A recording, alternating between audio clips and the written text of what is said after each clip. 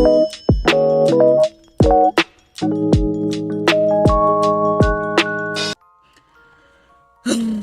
Whittles. I only got a couple minutes. I wanted to start the video with like this, but uh I can't do much now because Wi-Fi is acting wonky and I can't show my little avatar, so I'm kind of like butthurt over here. Hopefully if I try again it'll work, but if it doesn't, I'm gonna be so mad. Cause the Wi-Fi's been acting wonky. I haven't been getting anything. Yeah, so let's just start the thing. Let's just start the game. Um, what's this game? Mushroom Oasis. I've heard of it a couple times, and I was like, okay, I'm gonna play it, and then I just completely forgot. So yeah, we're just gonna get started. That's all I'm gonna say about it.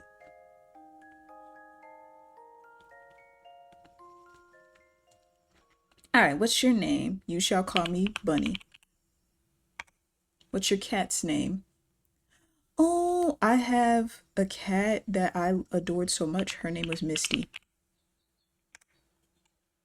My cat is a girl. Okay, let's start. Misty has been missing for a while now. She was an indoor cat, but had the tenacity of a wildcat. Yep, that was my cat basically, on a mission, trying to leave whenever the door was open. Catios and playtime just wasn't enough for this little missus. I figured she'd come running if I left out some food by the porch. Oh my god, 3 days later, still no cat? Oh no. I've tried it. I like the aesthetic here. I really like it. Like, oh, it's so pretty. I've tried everything I could think of. Asking around the neighbor, putting a missing cats poster. Sadly, nothing came from my efforts. That is so tragic. I remember when my cat Misty went missing. It literally happened. I couldn't search for her during the day since I had work keeping me occupied. And there's only so many hours in an evening I could yell around the streets looking for her. There was only one place I could think of that she might have ran off to. The woods by my house, right across the street. I've definitely caught her eyeing the birds and squirrels that ran alongside the perimeters from the front window, her teeth clicking in excitement. I was no outdoorsy person by any means. In fact, the thought of going in there scares me. But I had to find her, or at least try. The first weekend that came around, I packed up some water, Misty's favorite treats, and a compass to be safe. Why would you grab a compass? What timeline are we in for you to grab a compass? I wasn't sure where to even begin looking for her. See, now I really need my little emoji character. So I started walking in a straight line, calling out her name every few steps.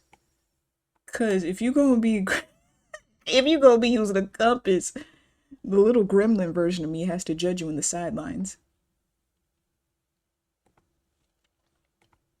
It certainly didn't take long for me to realize I was way in over my head. See, what did I say? What I say? I need my little gremlin self because I'm judging you. Why did I think this was a good idea? I don't know. Why did you... What color are we? I'm sorry, y'all. It was hard to find my bearings within the surrounding trees. I didn't want to admit I was lost, at least not yet. I could only squint down at my compass as the needle spun slowly. See, that joker is broken. Nah, bruh. Pretty sure they weren't made to do that. No, they weren't. Did I really bring a busted compass on my first venture out in these woods? Yes, you did. And now we're screwed. Figured that would just be my luck. Oh, my days. The only thing risking my own safety was my own incompetence. Not mine, though. I knew better. I was confused. You stay safe, though. I shook my head hastily. No. No time for negativity. Misty was out there somewhere, cold, lost, and hungry. I had to keep going. It's been hours. Yeah. I'm so lost. I don't even know why I kept searching, even after the moment I'd realized that. Why did I think this was a good idea? Girl, I don't know. Like a homie was warning you. I even suggested that you just didn't even do it, but nobody listens to Whittle. Nobody listens to Whittle. Hunger had been gnawing at my stomach for a while now, having missed breakfast and lunch. Oh! The heat and humidity from the afternoon sun was unbearable, but the cooling air did nothing to soothe me. And you talking about, Even if I were to head home, I couldn't even pinpoint where that was. What do people even do in this situation? I knew it was baseless optimism, but walking onwards was really the only thing I could think of to do. Surely I'll come across something familiar. We about to come across death. I trudged on, my shoes carefully avoiding the tree roots intertwined across the forest. But in my weakened state, plus the approaching darkness, I found myself stumbling through the rough terrain. My feet hit something soft jutting out of the ground. My hand shot out as I lost balance. My feet clumsily tried to find purchase as I wobbled backwards, arms flapping. What the? What? Oh no, that's not my cat. Hold on. Maybe I'm just no. That looked like the shape of an animal. This force done took my cat. My shoe landed smack dab in a circle of mushrooms, the brunt of it causing a wispy cloud to erupt from the cluster. We done stepped in a face circle and they took my dang on cat. I stuck my nose in my elbow to avoid breathing it in. I couldn't differentiate one tree leaf from another for the life of me, but I'm pretty sure humans aren't supposed to inhale whatever the heck this was. Oh my gods. It smelled strongly of rotten wood and wet dirt. Ugh, rotten wood is not good. Even as it cleared, that means the tree is dead. Something shiny quickly caught my attention. I stooped down to pick it up, gasping under my breath. It was Misty's collar. Misty is gone. My cat turned into this. No. Covered in whatever the heck those mushrooms released. I looked around desperately for any signs of her. Misty? Misty! Psst, psst, psst, psst. Misty! I coughed from inhaling some of the remaining dust floating in. Now, why would you do that? Oh, nah, we're dead. I should really steer clear from this. Pocketing Misty's collar, I retreated carefully until I could breathe again. Stepping back, I could still smell it. It must have stuck to my hair and clothes. A quick once-over confirmed my suspicions with a slight cringe. A thin yet generous coating of it covered my sleeves and jeans. I leaned against a tree, dusting off my clothes in a naive attempt to get the dust and smell out, to no avail. If anything, it felt like I'm breathing more of it in. What used to be musty now turned sweet, and I found myself inhaling even deeper, trying to pinpoint the smell. Cucumbers? It smelled like fresh cucumbers. 1-star review. A tingly feeling crept up my hands and dang, we are paralyzed. The mushrooms paralyzed us in self-defense. Pinpricks spreading across my limbs as a strange heat reached my face.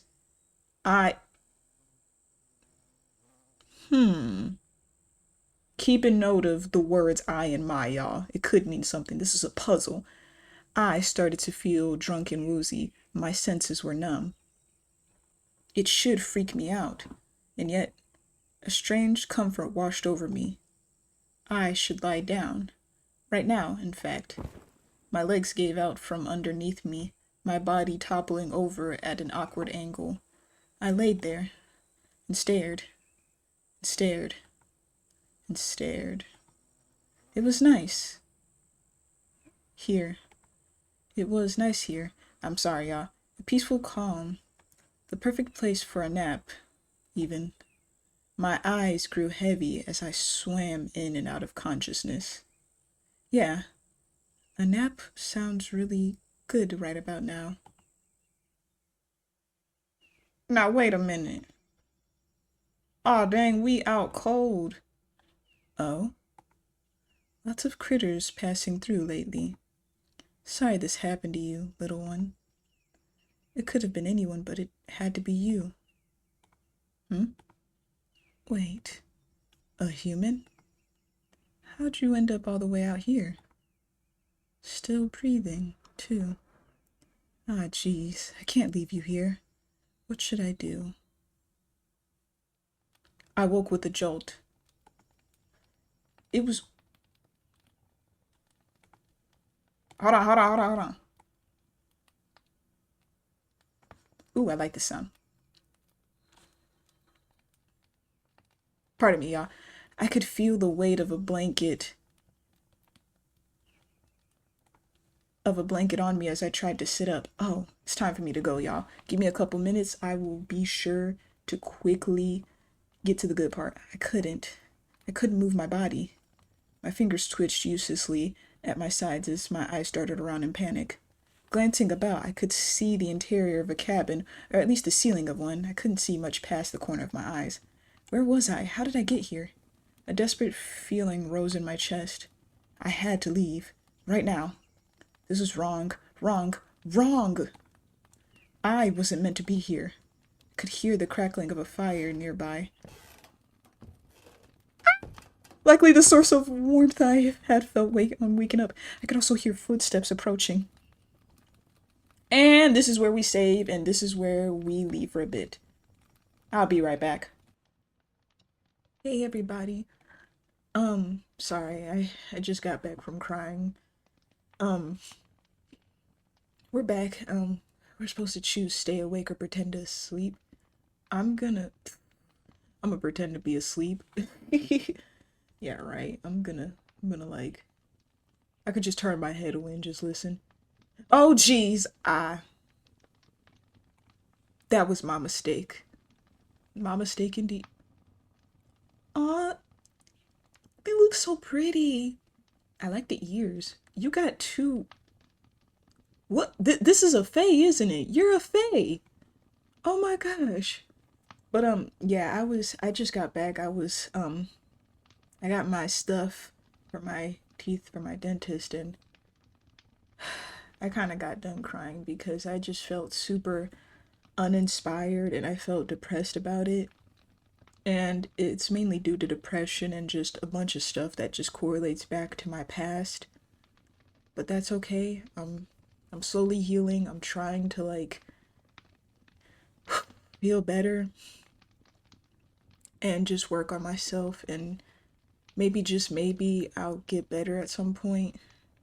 I mean, I won't stop hurting, but the least I can do is just take deep breaths, you know? I fluttered my eyelids, straining to look at the person approaching. My eyes widened as I took in their appearance. Their protrusions from their forehead catching my attention, not to mention the green skin. The stranger didn't sense my unease as they heaved a sigh of relief. You're awake. Aw, I like their smile. That's good. Very, very good. How are you feeling? I blinked. Oh, sorry, I forgot about that. Here. The person held a cup to my lips, a strong, sweet smell coming from the rim. This is a fae, y'all. This is a fae. I think, I don't know what their pronouns are, but we'll just refer to them as them. A gentle hand grabbed my chin to open my mouth. I couldn't even move to resist. Don't worry, it'll help you feel better. I promise. Drink up. That's what they all say. And suddenly I'm getting jumped. As the liquid hit my tongue, all I could feel was a vague sense of heat. As I kept drinking, The taste and texture returned. The sweetness of berries and chamomile coating my taste buds. I could even detect a hint of mint. Fun fact about mint, apparently it's an invasive plant, but like it's good for like tea and such, so like invasively helpful to you, but also invasively unhelpful to the plants around it. I lifted my head finally, hands fisting at my sides as I propped myself onto my elbows. The person kept a steady hand on my chin, careful not to pour in too much in case I choked. Speaking speaking of age. As I drink water myself, I finished every last drop, wiping my mouth with the back of my hand. I stared at my fingers, realizing I had full autonomy over my body again. Good as new. Now, how are you feeling? Aww. You are so darling. Look at you. Oh my days, you are just mwah, so beautiful and so cute, so handsome. Ooh, I would love to draw you with this type of pen and pencil. Better, thank you. The stranger laughed. Oh, I like the way you sound. Aw, you're cute.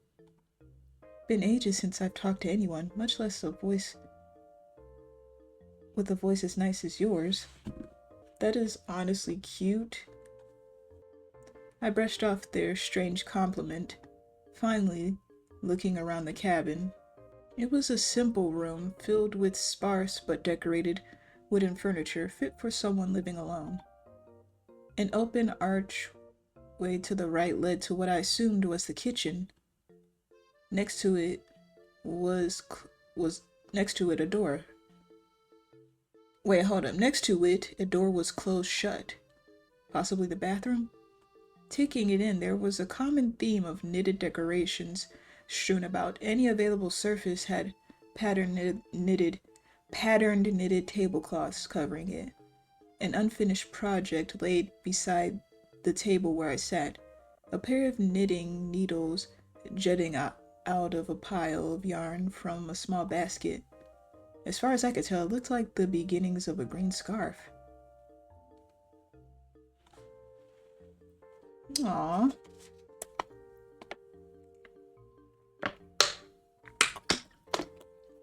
Pardon me, y'all. The stranger was comfortable in staying silent, observing me as I glanced around. They tossed their hat onto the bed, scruffing their hair, and making it even messier. With their hat off, their unique features were impossible to ignore. Sorry, but what are you? What are you? That is crazy to ask, Bunny. Come on now. Oh, I didn't introduce myself, did I? Hiya, I'm Michael, with a Y. I shook my head. No, I meant that, Michael stared at me, their left ear twitching. They're so... Okay, so they go by they, them. You look very... Oh, they, he. My fault. He snorted. Ugly? Off-putting? No, just different. Sucker, okay. Come on, Bunny, don't do that. He looks very cute. they look so adorable and cute. I love it. Different, huh? You're just being nice. Well, then explain yourself. I mean, that's kind of rude, isn't it? It is. Get your act together, Bunny. Hold on, Michael, baby. Don't worry, sweetie. Don't worry. I love everything about you. And I know you're a fae. He's a fae, bruh. They're definitely a fae. I paused for a moment before pinching my nose bridge, exhaling slowly. I'm just... Sorry, it's been a long day is all. I should be thanking you. If it helped, it's a skin condition. Is that what you humans call them? Baby, how you if you trying to mimic, he like, yeah, I'm totally human, but this is definitely what you humans call it, baby. That's not how it works. The way they said it didn't sound confident. In the ears, um, genetics? Right.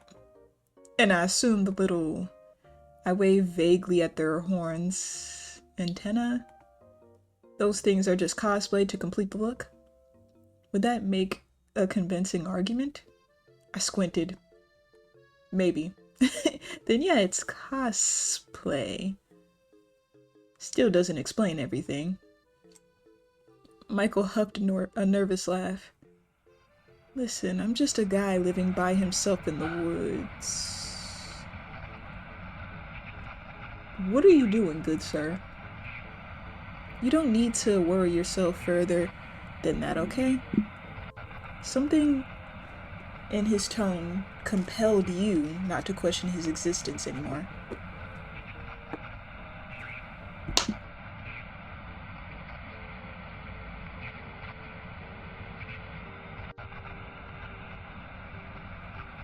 See, stop ticking off the fade, because now he doing something to our head. Our look, didn't I just mention it? We were saying I, my, me. It was purple. This is pink now. We're not in control here. He's just some guy living in the woods. Completely normal. Right, completely normal. I'm Bunny. He just manipulated our mind with his horns, his antennas, I bet. I'm just saying. Probably with the mushroom stuff, I don't know. Michael beamed. Nice to meet you, Bunny. I fiddled with the blankets as Michael scooted closer from the edge of the bed. I know I already asked, but how are you feeling? Any aches, sores, nausea? Intrusive thoughts? Weird impulses? Fever? Maybe? I don't think so. Yo, don't get closer, bro. I already got.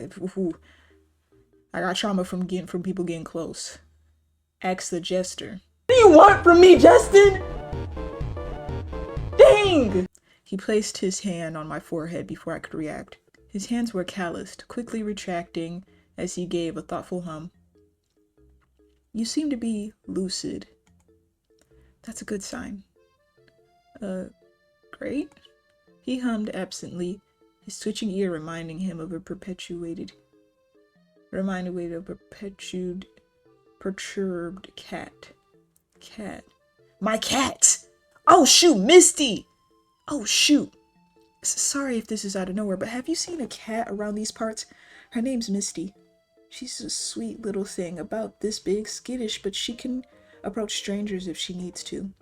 I pulled out my phone to show pictures of her, only to find it missing from my bag. Did you take my phone, my brother? How am I supposed to listen to lo-fi in peace? You better have a radio. Wait, where is... I haven't... Huh? Your cat, I haven't seen it. Oh, I see. I slumped against the pillows, rubbing at my temples. She lost her collar, too. I left her, too. I'm sorry. Continuing. Even if anyone finds her, they wouldn't be able to tell where she's from. Darn it. Michael stayed quiet, watching me from his side of the bed. You came all the way out here for a cat. Huh? Of course. To the point to where you're willing to run yourself ragged this deep in the forest for a cat. Do you realize how far you've wandered? Am I being lectured by a fae? There's no way a fae is lecturing me. From the nearest town. It's my first time playing this game. I can't have you suckers lecturing me. I already got lectured by a whole Piero talking about some don't take tickets from strangers. Don't be lecturing me and telling me what to do. Zanzutsu much. Zanzutsu much. Zanzutsu much. Chill out. I found you near unconscious in an area nobody set foot in for years. Oh. I shouldn't be doing too much. I'm sorry. Now, wait a minute. Zanzutsu much. Zanzutsu much. Shout out Renee Moore. I'm sorry. He sounded like he was holding himself back from giving me a stern lecture, as if in disbelief I had such little regard for my own survival. My cheeks grew heated at how stupidly reckless that sounds. I mean, she's not just a cat, she's my family. I know, yeah, I know it was stupid for even trying, but I had to. Michael eased up, his shoulders tense as he looked me over from underneath his unruly bangs. Family, huh? He finally tipped his head at me with a smile. You're willing to wander this far for such a small critter? I've met my fair share of lost campers, hunters, and a few runaway teens or two. But someone looking for their pet? You're kind of weird, aren't you? Hey, what did I just say? What did I just... Nah, I don't care how cute you is. Don't do too much. Don't do too much. Chill out. I sputtered, much to his amusement. Speak for yourself. Who cosplays in the middle of the woods? Michael laughed, a deep, hearty one, resonating from his chest. Fair. I think I'm starting to like you, Bunny. You know what? Likewise, brother, likewise. His smile widened, but something about it was off. He was showing too much teeth. It felt like he hadn't talked to someone in a real long time and forgot how to smile the right amount. What's wrong with him showing teeth? I think he's cute. I rubbed my neck, trying to think of something else to say. Can I ask, how did I get here? Oh, like I said, I found you in the woods not far from here. Oh, geez, really? I knew I was tired, but I couldn't have possibly. I did step in something important. Familiar pinpricks crept up my skin. The mushrooms! I guess because we stepped in that phase circle, whatever other thing is out there, it probably got us jacked up. And this specific phase probably saved us from the mushrooms and was like, hey, you need to stay away from that. But he's not telling us exactly, because we may try to check it out to like see if it's still there, and it would probably jack us up if that happened. So let's not do that. Home. I need to go home. Michael stiffened as he grabbed my shoulder. Never mind that. You'd fallen unconscious from a heat stroke. Wow, you just thought that up, brother? Heat stroke. No, that wasn't what happened. I was fine up until... Michael shook his head insistently, leaning close. No, Firefly, you weren't fine at all. If I hadn't found you when I did, well, who knows what could have happened. Wait a minute. Hold up, y'all.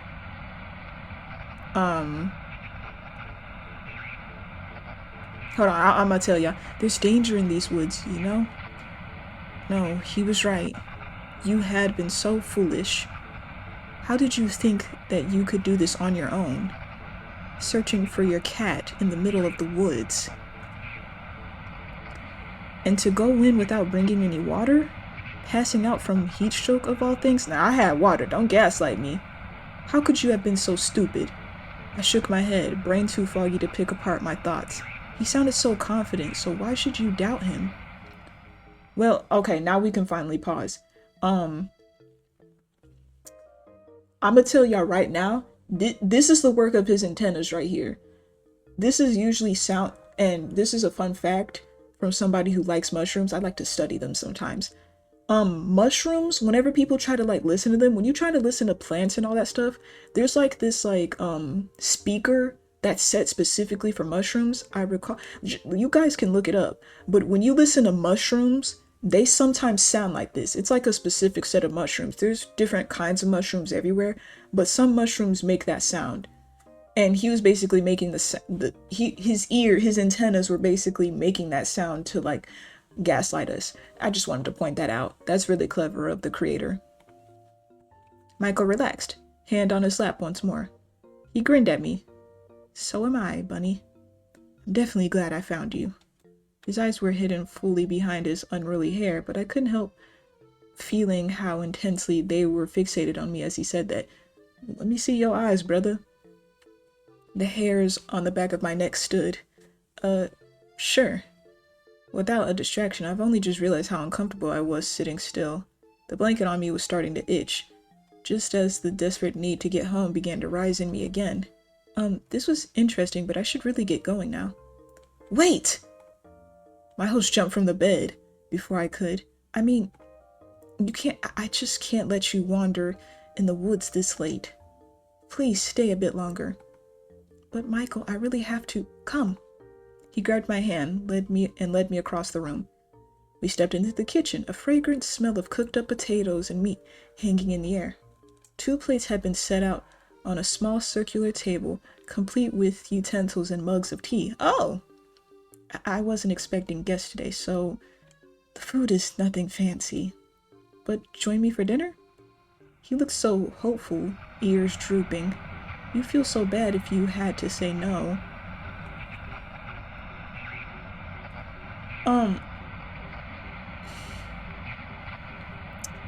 I guess, I mean, I know y'all be sitting there right now like, Whittle, this is why you wouldn't, this is why we'll never see you again if these characters were real. Okay, and if they were real, they'd have to, I guess I get snatched up. Michael's jaw dropped for a second before he quickly recovered. Yes, of course. Here, come sit. I'll serve up the cottage pie in a minute. I sat as instructed, my stomach rumbling something fierce as the smell was the only thing I could focus on. Yes, this was definitely the right choice. What was so important that you had to leave soon? Now see, what in the world is you doing this for? Don't say that. Like, I needed to go. The outside world can wait. Oh, heck no, I should have left. You could stay here and enjoy my Huh? Oh, he knows. He knows he's in a game. Oh, actually, I should ask, are you okay with meat for dinner? I could make something else for you if that's not your preference. I'm okay with meat. Whoa, y'all think I should go back? I mean, I don't really see the problem. That seems like an unimportant choice, and it's like it is later on. Oh, okay, you'll be having the same dinner as me, then. Michael pattered about, the small kitchen with an almost giddy excitement. I just realized the sucker has probably been so lonely, so he's desperate to have a companion. Oh my gosh. He put on a pair of knitted oven mitts, humming as he stooped down and pulled out a steamy tray of pie from the wood stove. The smell. It filled out the kitchen in an instant as he brought it to the table, my stomach rumbling louder in response. I'm pretty sure Michael could hear it, but he just smiled as he served up our portions. Look, what are you He's so cute. You are so cute. What? I can't kiss a cutie patootie? Don't judge me. Oh, finally, I've been meaning to turn this around for a bit. Alright, there we go. He discreetly cut me a bigger piece, which I was grateful for. Ooh! That looks pretty good. It looks so good. The crust was a nice golden color, streaked with crisp lines of garnish. The meat and veggie filling looked absolutely delectable, the savory sauce leaking onto the plate. My mouth was watering, unsurprising considering the fact that I haven't eaten all day. Yeah, we haven't eaten breakfast or lunch. Careful now, it's still hot. It was fair advice. I didn't wait more than 2 blows before biting into my first forkful. You ate! It was definitely way too hot to eat straight from the oven. Michael kept a polite expression, the corner of his mouth lifting as I panted with pieces still in my mouth. He gave me a few seconds to recover, elbow planted on the table. Just so you could laugh? I bet he did laugh. Is it good? I nodded vigorously, even though my buds were burning. It's good. I couldn't taste anything. He laughed. It's usually better on the second bite.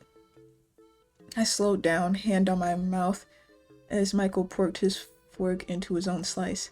I tentatively blew on the pie to make sure it was cool before taking another bite. He was right. The second bite was a lot better. The seasoned potato crust was nice and crisp on top, cheesy and creamy in the middle. The savory meat filling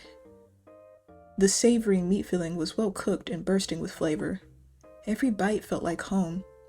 My host watched me enjoy the meal from across the table. Do you like it? Yeah, this tastes amazing, Michael. Aw, so when he's flustered, he turns blue. He flushed at from the compliment, rubbing the back of his neck, but when he's nervous, does he turn yellow? I'm glad. I like to think of myself as a decent cook, but I've never been able to get anyone's opinion on that. Do you like baking in particular? Not all. They turn orange when he's chill.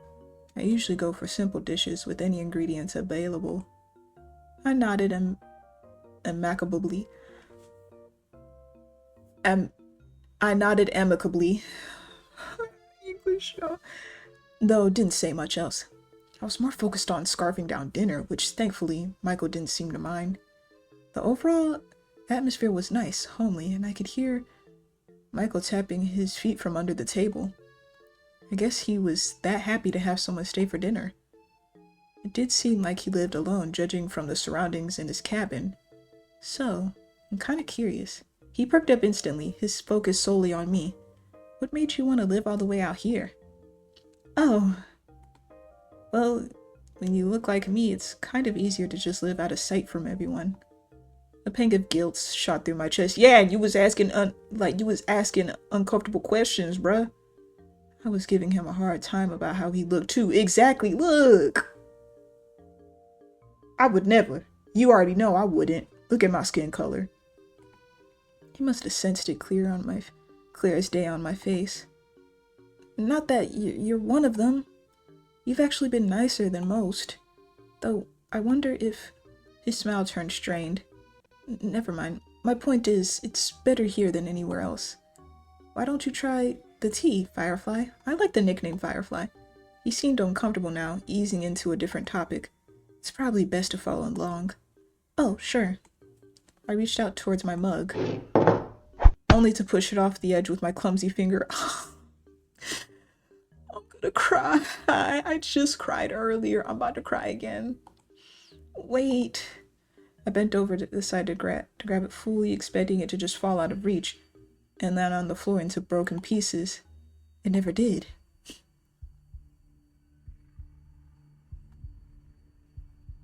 Oh my gosh! Instead, a long green appendage was twisted around the ceramic mud, securely keeping it in place. Not even a drop had fallen out. My eyes trailed along the length of it until I pinpointed it. That's your butt, bro! Hold on, let's go to history. The rest of it particularly hidden beneath his cardigan. Michael? Is that yours? Michael buried his face in his hands, the strange appendage from before lowering to his side, mug in tow. I'm sorry, Bunny. I think it's time I was honest. He lifted his head from his fingers, carding his hair to the back to reveal his eyes. Oh my gosh! Oh, you're so cute and beautiful. Oh, no, it's okay, baby. He's a fae. I told you he was a fae. I froze as multiple pairs of irises stared right into mine before darting to the side and avoiding my gaze. I know it's a lot to take in, but this is who I really am. Please don't be scared. Boy, I ain't scared! Remain calm. Like, why would I freak out? I do want to be like, oh my God, you're so cute, but I can't, because that's not one of the choices. I swallowed audibly, willing myself to not look away.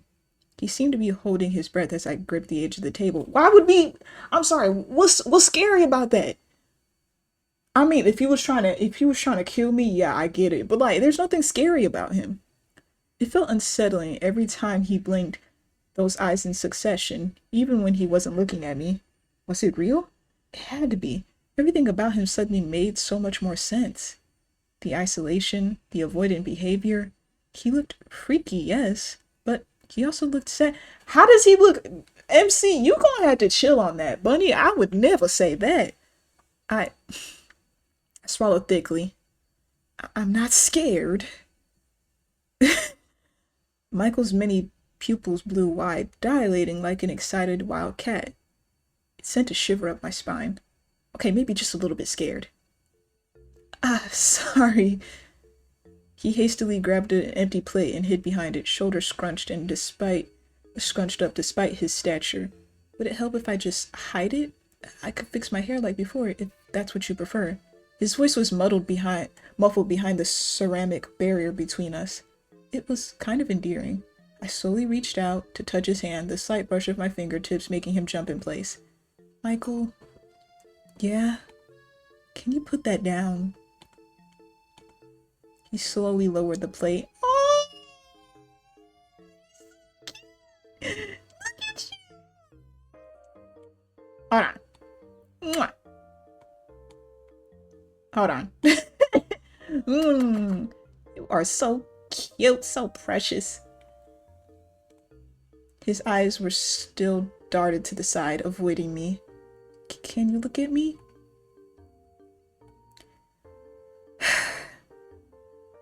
Don't look at me like that.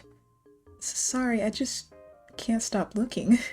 This was so awkward. His hands were shaking. I looked down at my mug still floating next to him, hanging on for dear life.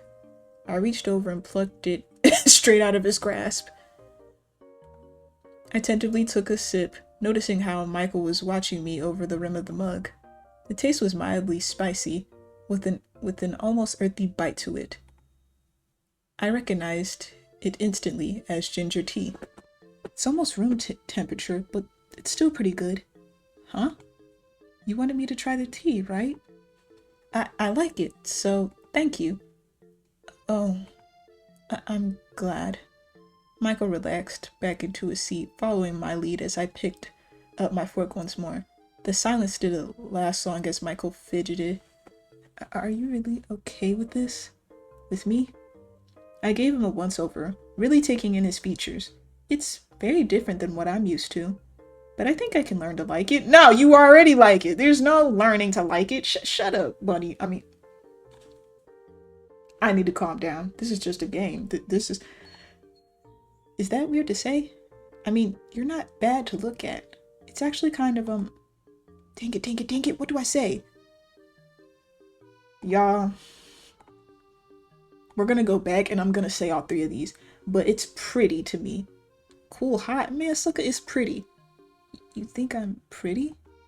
Yeah. Oh. My point is, your appearance shouldn't matter. You've been nothing but kind to me so far. I'd be the worst kind of person to judge someone based on how they look. Exactly, queen, because look at us. Well, royalty, look at us, we're black. I haven't known you that long, but you seem like a good person. You're fine, Michael. I smiled at him. We're fine. I see. He fidgeted some more before nodding, smiling a bit. Thanks, Bunny. I'll cherish this moment forever. He beamed at me as he enthusiastically went back to eating his food. That was something. We continued with a bit of small talk, mostly stories about Misty or snippets from my personal life. Michael hung on to every word I said, not bothering to elaborate much about himself, despite my burning curiosity. And that's your problem with most of you folks, you male leads or female leads. Y'all don't be talking about yourselves, and it got me curious. Like, what you be doing? I could tell he was extremely, I forgot about that part. He was extremely insecure about his appearance, so it's probably best I keep my questions to myself for tonight. Man, my first two words, can I please hold your face, good sir? I just want to, like, snuggle you a bit. We cleared up the kitchen in relative silence, Michael storing away the rest of the pie as I washed the dishes by the sink. Being out here in this remote cabin, I wondered how he had running water. Maybe I'll ask him later. So, thanks for dinner. Thanks for the company. Oh, and please, take the bed tonight. But, I. You're my guest and I'm the host. Take the bed, okay? Okay. I'll be out of your hair first thing in the morning. Michael got quiet, staring at the floorboards. With his hair out of the way, I could finally read his expression. He did seem upset. Is that okay? I do need your help, though. I'm pretty sure I'm just gonna get lost again on my own. His tail flicked behind him. Yeah, I'll bring you home tomorrow morning. I heaved a sigh of relief. Thanks, Michael. I'll see you in the morning. Yeah. Good night, Bunny. Good night, Michael. He seemed really happy being able to say that. I plopped myself down onto Michael's bed, getting comfy beneath the blanket. Michael was gathering some blankets of his own to make a makeshift bed on the floor. Ah! Michael, can we just share the bed? Like, I feel so bad. He had an impressive collection of knitted items, a comfortable nest forming around, the center of the room. My eyes trailed after his tail, now out in the open as it flicked and swayed. Kinda like a cat. I miss Misty. Now with a full stomach, dozing off came easy. I didn't even realize how tired I was. I listened to the gentle crackling of the fire, my vision darkening.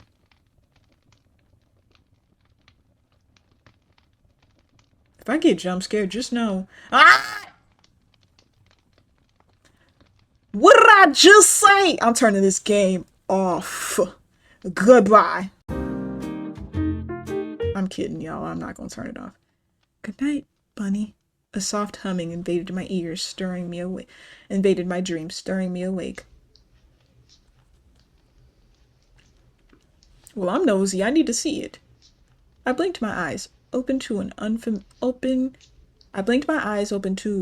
unfamiliar surroundings, swaddled in a blanket that clearly wasn't mine. Where? Oh. Ah! I spotted the familiar figure of my host, seated on a stool in front of the fire, hands deftly working on the green scarf bundle in his lap. His back towards me, but I caught glimpses of his fingers as the needles softly clicked between them. He looked incredibly adept to using them, the rhythmic movements almost hypnotic as the fibers wound together into an intricate pattern. I slowly stirred into a sitting position, rubbing at my eyes. Oh, so pretty and cute and just mwah. I like his tail. I like their tail. The movement quickly caught his attention, ear flicking in my direction before his eyes trained onto me. That is so cute. I wish we could see an animation of that. That would be so cute. Just like last night, his pupils blew up as we made eye contact. Aww. I'm sorry. It's the eyes. Like, the eyes are triggering my intrusive thoughts, so I'm just sitting here like, yo, what if I just... That's impulsive thoughts, not intrusive thoughts. I apologize. I've had intrusive thoughts and impulsive thoughts at the same time. But my impulsive thoughts, I'm just thinking, what if I just poke one of your eyes by accident? And then my other thought is just squish his face and then see if his eyes like bulge, pop out. I'm sorry, y'all. It's really just bad here. Bunny, hey, I'm glad you're finally awake. You look so tired. I didn't want to disturb you until you've gotten enough rest. Good morning, Michael. Good morning, Bunny. Did you sleep well? Yeah, I was still too groggy to answer his question, a yawn slipping out as I stretched. He smiled kindly, a soft chuckle under his breath. Like a baby, then.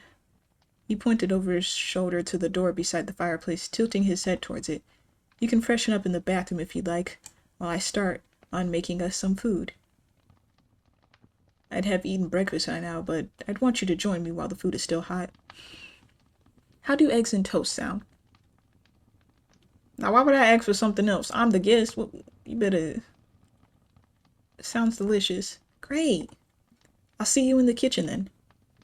He tucked away his knitting materials and set it aside.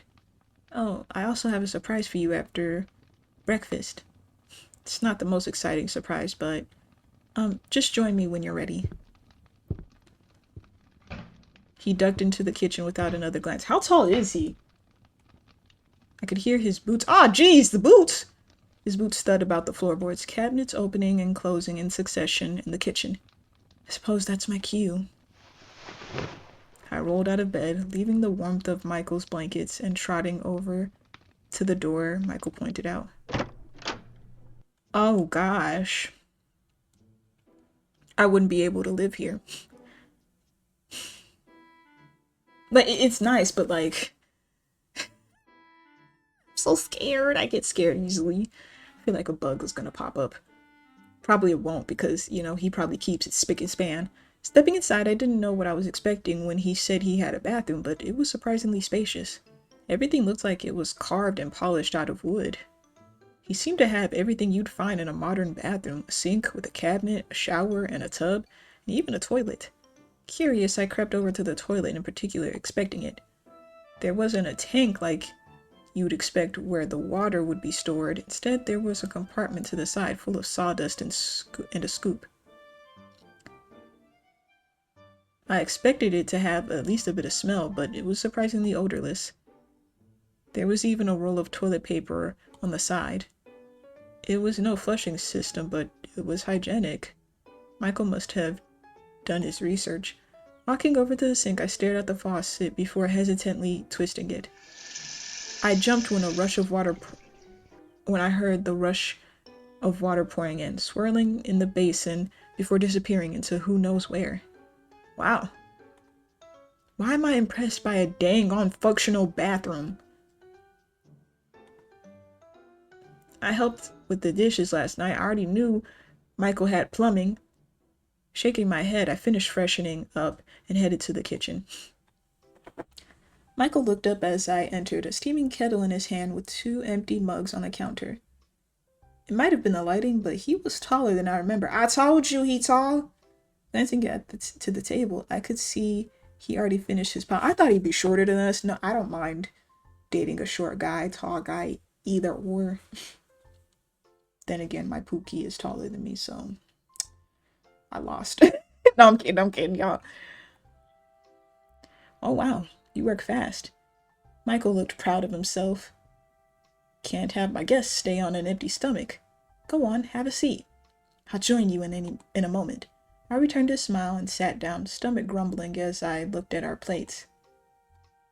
Once again, Michael was generous with the serving sizes. Fat slices of bread were toasted perfectly with the crisp, and I was going to ask for something else. With crisp butter sides, bright tomato, and crisp salad peeking underneath the fluffy eggs. I don't like tomatoes. It looked amazingly tantalizing. The smell of savory herbs wafting into my nose. My mouth watered. Now wait a dang on minute. You was shorter than I remember. I remember I could barely hold the dang on phone. Why is you bigger than usual? Michael set down a steaming mug beside me before settling into his own seat. Peeking above the rim, I could see small flowers floating about, tinting the water yellow. It faintly smelled of apples. I recognized the yellow dried pellets on tea packaging I've seen before. Oh, chamomile? He nodded. I hope you like it. I'm sure I will. His smile widened, his tail swayed.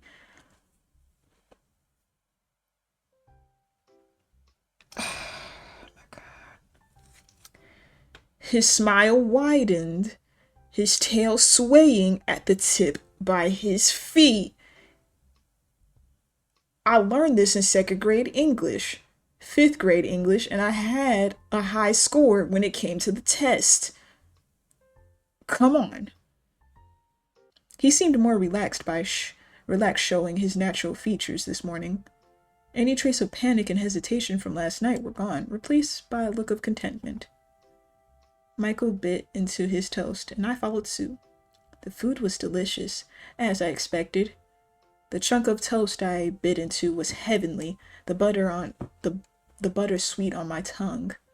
The tomato and salad provided a nice crisp balance. And the eggs. Something about simple home-cooked food is just the best. Michael was happy to eat in silence, occasionally looking up at me as I enjoyed my food. He'd smile when our eyes met, his bottom pair narrowing into a happy squint. Huh? I wondered if he'd be open to some questions. Hey. Do you mind if I ask? What we about to ask? How did you learn to cook? How do you have... We don't need to answer this. What's it like living in the woods? I need to ask this.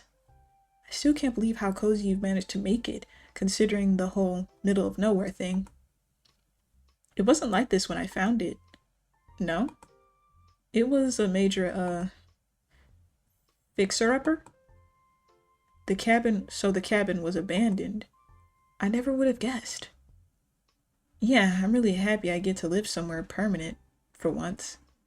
It's not much, but it's home. What's it like? Peaceful, quiet. I do like it a lot. The forest provides me with everything I need. And nobody bothers me for the way I look out here. His ears twitched slightly. Sometimes you just happen to end up where it's most convenient for you and everyone else.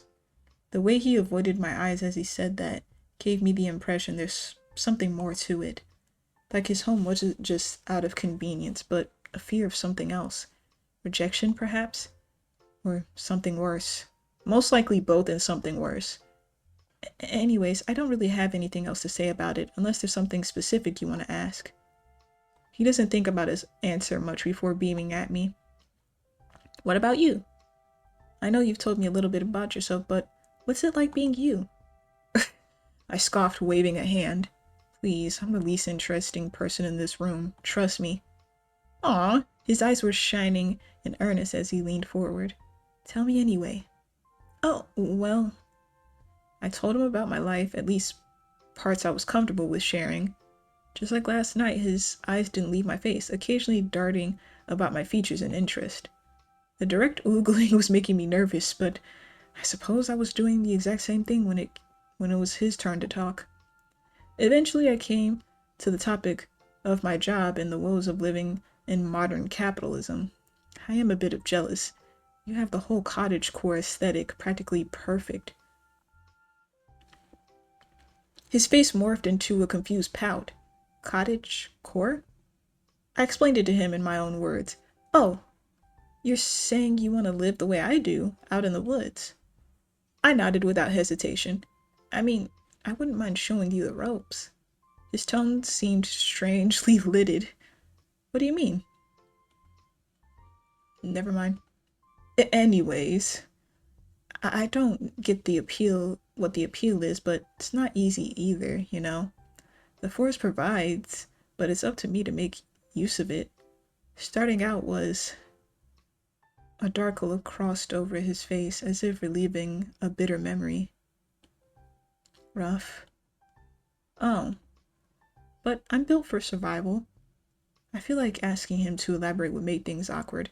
I decided to veer the topic into a different direction. Doesn't it get lonely? Sometimes. But I'm used to it. He smiled, his eyes lighting up. Besides, I have you at the moment, don't I? I never thought I'd enjoy having someone around. You must be really special. Oh, so I get to ask all of this. Alright, well, how did you learn to cook? Cottage pie is a pretty complicated recipe. I just wonder if anyone taught you how to cook. I'd be lucky if someone could teach me how to make boiled eggs, Firefly. Oh, I read it too fast. I'd be lucky if someone could teach me how to make boiled eggs, Firefly. But it was trial and error, mostly. My earlier endeavors were, pretty much inedible. I picked up a thing or two about cooking, though. So your taste buds aren't gonna fall victim to any nasty creation like in my earlier days, at least. Dang. Speaking of, did you enjoy dinner last night? Of course I did. You're a really good cook, Michael. I'm glad.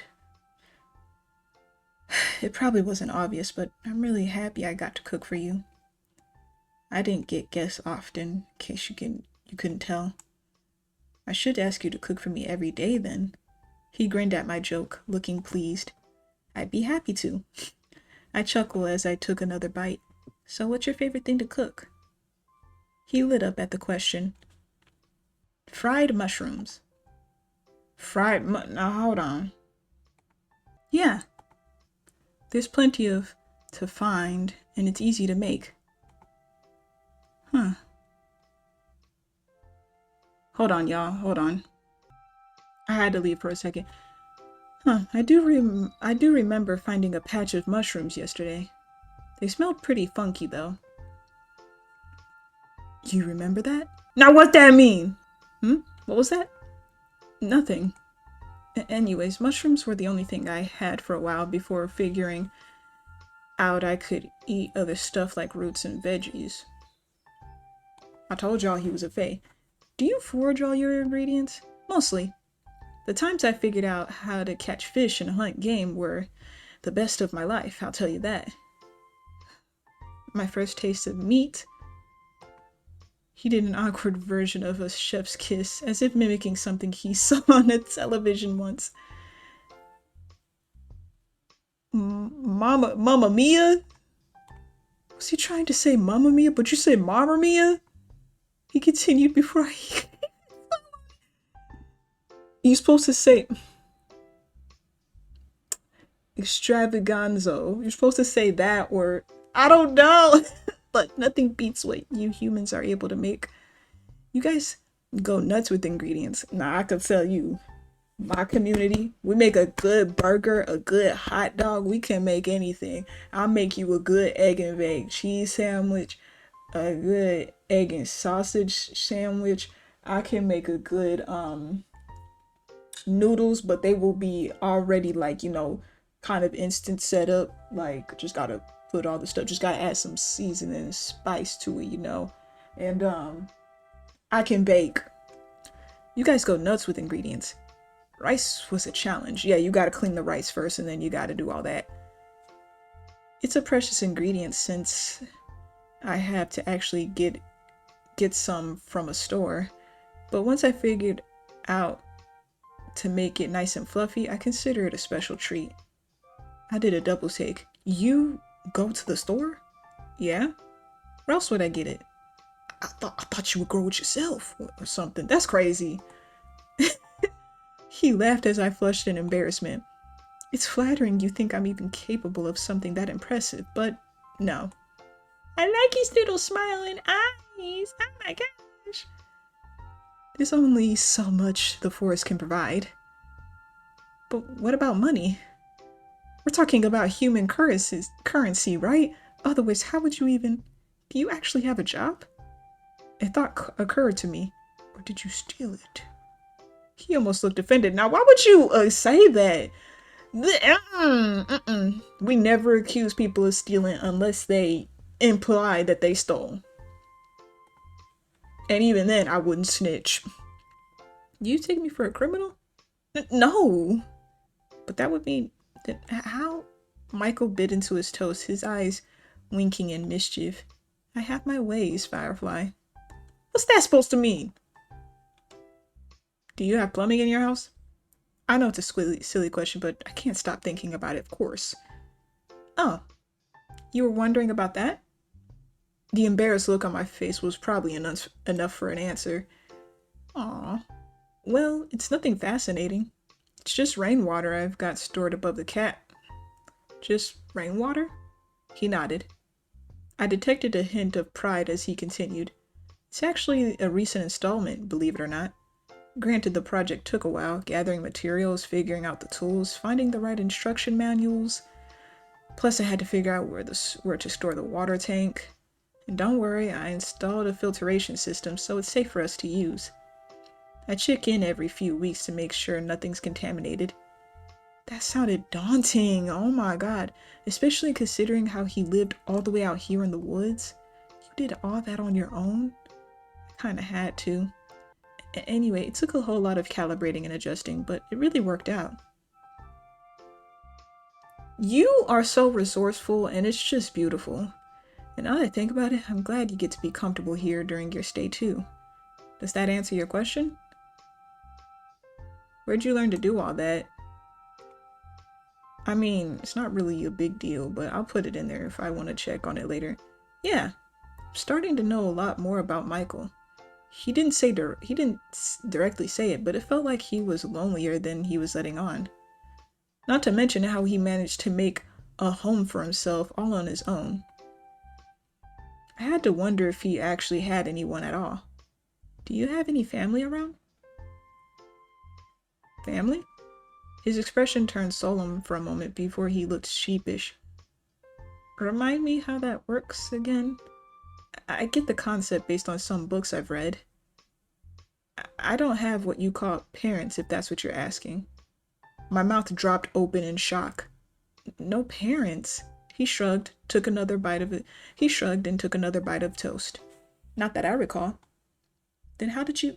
What's that like, living with so many people like you in such a close proximity? Huh?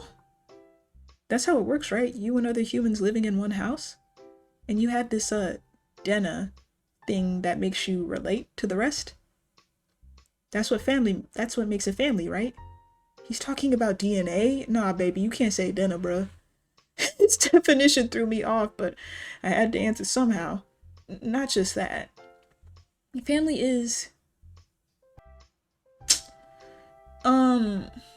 Because I don't want him to get the wrong idea, so... This depends. If I want to be logical or emotional, I think I'll stick with the logic. Or... In a way, it is that... I'm overthinking things. I think I'll just stick with... I'll stick with the top one. He nodded at my explanation. I couldn't help but think that he looked somewhat relieved. If that's the case, I definitely don't have family around. As far as relations go, I'm the only one of me there is and ever will be. He sounded determined about that fact. So I assume you're not a family person then. He looked amused at my question. Definitely not. I found that surprising. He seemed like the type, but I guess I couldn't just assume that. Although, he twiddled his mug, his brows furrowed as he stared at it. It does sound nice, knowing that you have that undeniable bond with someone. Something linked to you with others just underneath the surface. That kind of relationship, that makes it unique and precious, wouldn't it? He looked at me, then his eyes almost full of longing.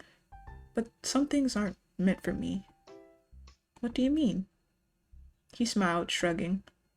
Nothing you have to worry about, Firefly. What a strange man. To be fair, everyone's definition of family could be different. What about you? What's your definition of family? Michael looked surprised. I asked him that question. I don't know.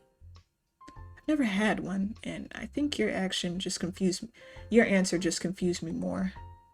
Well, if you ever figure it out, let me know. Michael stared at the remaining crumbs on his plate before he nodded, avoiding my gaze. Sure. We both fell quiet, the lull in conversation blanketing us in a comfortable silence. All this family talk, it reminded me of the reason why I'm out here in the first place. To look for my beloved cat. A sight I might never be able to see again. Couldn't help the sinky feeling in my chest, the growing pit in my stomach. I wish I was able to find Misty. You would have loved her. Michael opened his mouth to say something, but changed his mind. My voice warbled as a lump formed in my throat. Sorry. I miss her so much. I keep thinking if I just went looking for her sooner, maybe I would have been able to find her by now. He was so quick to speak up. You did your best, Firefly. No one else could have gone to the lengths that you did. You almost risked getting yourself... I'm sure wherever she is, she's doing okay. You really think so? I know so. That's because our baby got turned into that mushroom. He knows it. I know it. Us as viewers, we know it. Let me tell you something. Our baby got turned into that. He discovered it and didn't think much of it. Because at that point, the cat is now resting in peace, so he doesn't have to worry too much. But now that he knows that the cat is correlated to us, aka Misty's correlated to us, he feels guilt. His voice laced with confident assurance despite the worried look on his face. I nodded with a quiet sniff. I hope so. She's just important to me is all. Michael looked like he wanted to reach across the table for me, but sighed instead. Actually, I'm sorry, Bunny. I should tell you. Maybe I do have family, now that I think about it. That was the surprise I mentioned before. Wait, really? He nodded. Are you done?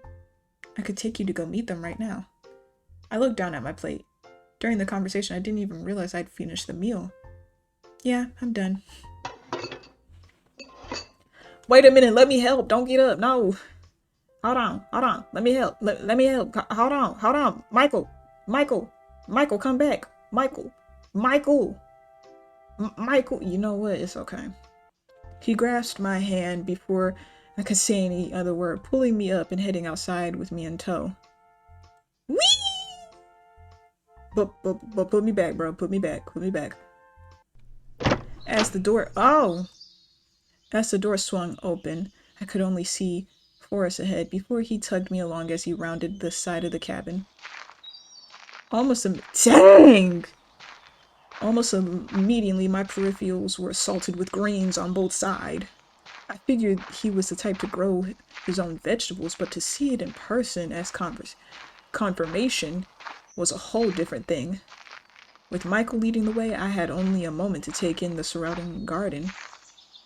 He had marked the different plots with messy drawings on a small wooden signs jutting out of the dirt. Aww. Carrots, lettuce, potatoes, trellises of tomatoes, and beans.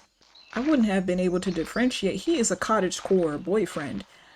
I wouldn't have been able to differentiate one plant to another without the signs. Even the chamomile from our tea just now grew abundant close by, the small buds swaying gently. I bumped into Michael as he suddenly stopped, the man looking over his shoulder to beam at me. He probably barely even moved. I rammed into that man and he just said, "Oh, there you are."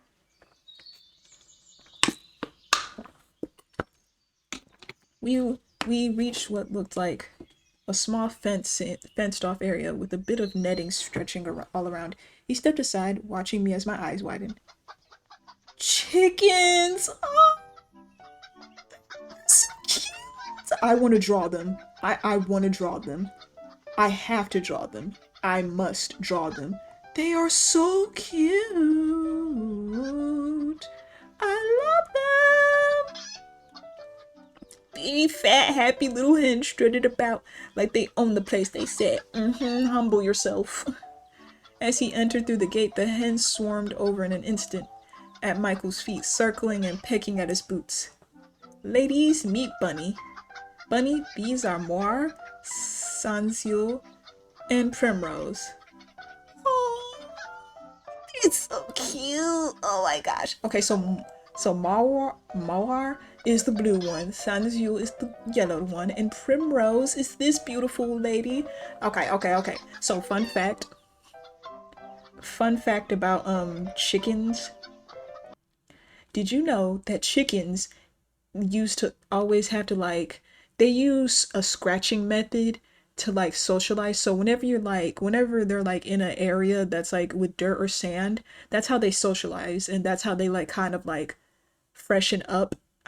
Or is that a chinchilla? That's a chinchilla that does that, but they do it also. They do it to sharpen their nails, I believe. I could be wrong, but just know that this is how they socialize. Anyways, continuing. Or as I like to call them, Marmar, Sunny, and Rosie. Rose is so cute. He ducked to pick one up, fluffing up her feathers as he smiled. He gently scratched the hen's little head, which I assumed was Rosie. She practically melted at his pampering, eyes sliding shut. The other two flapped their wings in a huff and went about their business once more. Michael leaned in close, beckoning me to pet Rosie. She was so soft. Rosie's the eldest. She doesn't lay eggs anymore, but I couldn't bring myself to, you know. I don't blame you. I would not be able to do it either. So I brought her some friends. Marmar came first. Sunny's a more recent addition. What do you think? Do we make a good family? I laughed and nodded, watching as Rosie nuzzled into Michael's chest.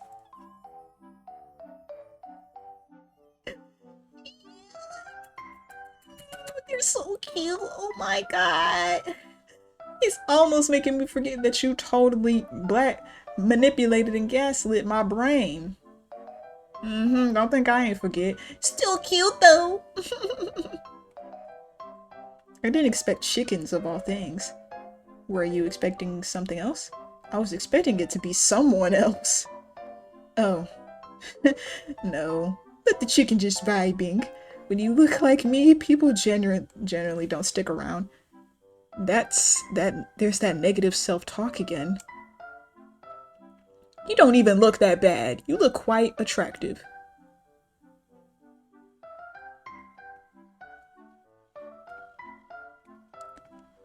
His eyes flicked to mine, a look of pleasant surprise crossing his face. You really think so? Yeah. You can't be that naive, Firefly. I mean it! I'm serious. He let out a polite scoff as he scratched Rosie's head absently. You genuinely believe people wouldn't run away at the sight of me? Oh, I didn't. His smile turned smug, the corner of his lips lifting just a bit. Of course you didn't, because you couldn't. Shoot. He wasn't wrong. So mean. I was pretty much paralyzed in his bed when we first met. Like, nah, of course you didn't. You had no choice. You couldn't. I'm like, dang, well, don't gotta clock me. But I still don't think you look bad. Is that so? Describe me then. What? You heard me. Look at me and describe what you see. For a second, I thought he was being condescending, looking at his eyes. All I could see was a bit of playfulness. He looked at me expectantly, eyes shining. You're tall? Go on. You have blonde hair. He gave an amused squint, his left ear twitching. Now see, let me describe you, brother. I got you. Okay, so, obviously, you have blonde, beautiful hair, green skin, 4 eyes, but that is okay. There's nothing wrong with that. And you have mushroom antennas and a little tail. That is quite beautiful and adorable. And you're wearing a nice sweater, knitted at that. You have green skin and a tail. He chuckled, though there was no malice in it. That's not all, is it? He definitely expected me to say it straight. Oh, fine. So you don't look human. So what? He hummed absently. As I was saying, animals generally don't care if you look like a monster. My heart twisted at his words. His passive nonchalance somehow makes it even worse. Michael, you're not A tug at my shoelace caught my attention. A light brown head. That's yellow. There is no light brown. Stood at my feet, her beady eyes shining. Sunny flapped her wings almost expectantly. Aw, I think she likes you. Go ahead, pick her up. Gently, like how I did with Rosie. I hesitated, but slowly lowered myself to cup Sunny by her wings. Lifting her up, she was quick to nestle herself until she was comfortably tucked in my arms. I could feel her wings. I want to pick up a chicken now. As she nuzzled into my side. So Cute. Michael's gaze softened as I cooed at the chicken, mimicking her small clucks. Aww, so cute. Cluck, cluck, cluck, cluck. Cluckety, cluck, cluck. It's cute. So, did it help? Cheering you up, I mean. Oh, so that's what this was. A fuzzy feeling bloomed in my chest as he looked at me, chicken in his arms and concern on his face. A little bit, yeah. Only a little? I snickered and rolled my eyes. Look at Rosie. She like, I know that miss helped you a lot. Okay, mister, a lot. That's more like it. His proud grin was infectious. I couldn't help smiling back. We spent a bit more time with the hens, petting them until they were satisfied. Michael even showed me the spot where they like to have their dust baths. I told you! Little chicken-shaped holes scattered around in the dry soil underneath the coop. Once the gals had enough of us, we refilled their water containers before leaving. He left them some treats, procuring them straight out of his pockets before shutting the gate. The girls' excited chatter over the food faded as we made our way back inside his cabin. I sat by his bed as he crouched down by the fireplace. From the window, I could see the sun outside was getting higher, and it might be close to the afternoon now. Hey, Michael? Hmm? He looked up at me from where he was stoking the fire. I rubbed my eyes, unsure where to place my gaze. I think it's a good time for me to go now. My expression fell, but I caught myself quickly. He'd done his best to cheer me up. It'll be inconsiderate towards him to leave in a bad mood. I might have to accept that I'll never see Misty again, but I think it's better if I focus on moving on. He was quiet for a moment, hands in his pocket. If you say so. But you don't have to leave just yet. You've still got plenty of daylight left, and there's some places I want to show you. Won't you come with me? I had to decide. Dog!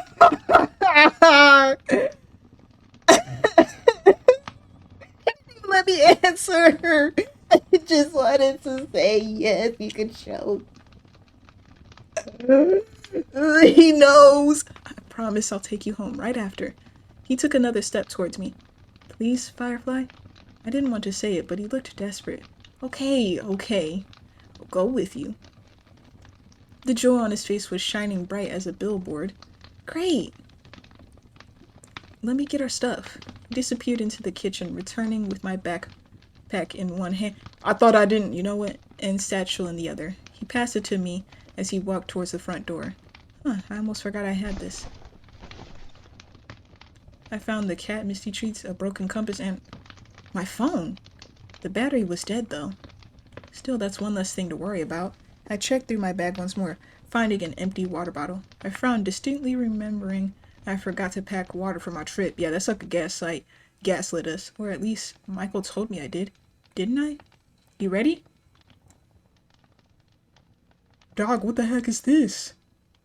I looked up at Michael, startling when I spotted the large crossbow in his hand. He followed my gaze and shrugged, albeit with the nervous smile, like he'd been caught doing something he shouldn't. He quickly strapped the weapon to his back, out of sight. Don't worry, I'm not going to use it unless necessary. I would hope not.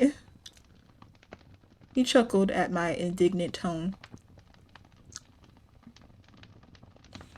You think I'm going to let you out into the woods without guaranteeing your safety? I made a promise to get you home, so this is just an extra precaution. You don't think it's a bit much? Better safe than sorry, Firefly. He did have a point. If anyone knew these woods and the kind of danger it held, it'd be Michael. I glanced over him once again, noticing he'd changed his oversized cardigan for something more outdoor appropriate. His eyes tracked mine, his shoulders stiffened, a tint spread across his face. So, shall we? He opened the door and waved me out. I stepped outside to glance around his front yard. The landscape wasn't anything special. It was actually left quite plain, just thick trees and foliage. Only paths of dirt and flattened grass clued me in the routines Michael would use as he comes and goes, webbing in all directions, trailing to the front door. Come to think of it, anyone passing through would be able to spot Michael's house if they squinted through the trees carefully enough. I guess he was right that nobody's walked through this area in years. I heard a lock turn before Michael joined me by my side. He smiled wide before tipping his head in a direction, making sure I was behind him before he started walking. I was hesitant, but followed suit. It was quiet as we traveled, save for the sounds of nature calling around us. The weather was bright and warm, the sun casting pretty rays through the gaps in the trees. I had to admit, enjoyable as it was, the bird calls and rustling of leaves as we walked somewhat brought bad memories. Yesterday was miserable. I was lost, tired, and hungry. There was a chance I wasn't going to make it out alive. But then Michael came into our life. I watched Michael's back as he led the way, the man barely paying any mind to his surroundings. His ear would occasionally flick back into my direction, but overall he seemed confident on where to go. That was his way of checking on us. Having Michael as my guide home was definitely a great assurance. Made me even more grateful he'd found me when he did. I sighed and shook off the negative feelings, keeping a pace while appreciating the fresh air. I stepped up next to my companion, willing my voice to speak after plenty of silence. This is actually kind of nice. A good old nature walk. I coughed into my fist, feeling embarrassed. I don't go outside as often as I should. Michael smiled kindly. I'm glad I get to bring you then. Yeah, feels different when you know what you're doing. Actually, where are we going? He sensed my nervousness and laughed. Don't worry, we're almost there. I looked up and saw it before he even pointed it out. Oh! A clearing in the distance, the trees growing strangely sparse in that area. I held my breath as I noticed the grass slowly started to dot with flowers, delicate blooms swaying here and there in the breeze.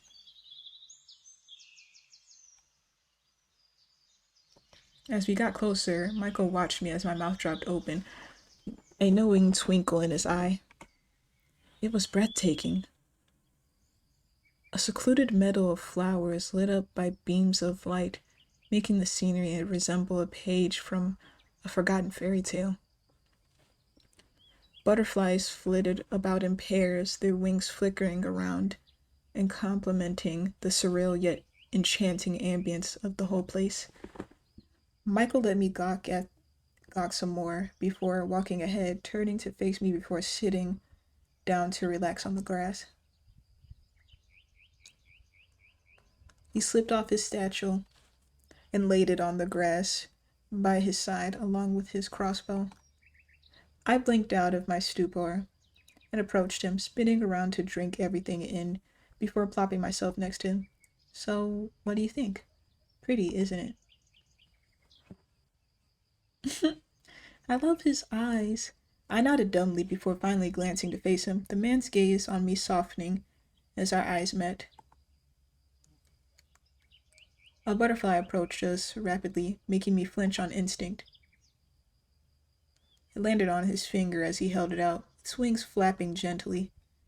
He smiled at the dainty creature, a fond look in his eyes before he held it out towards me. Do you like butterflies, Bunny? I love butterflies. I'm not saving for this. I do. I think they're so pretty. This is amazing, Michael. His usual pride for a smirk was absent, replaced instead with a shy smile. I'm glad you like it.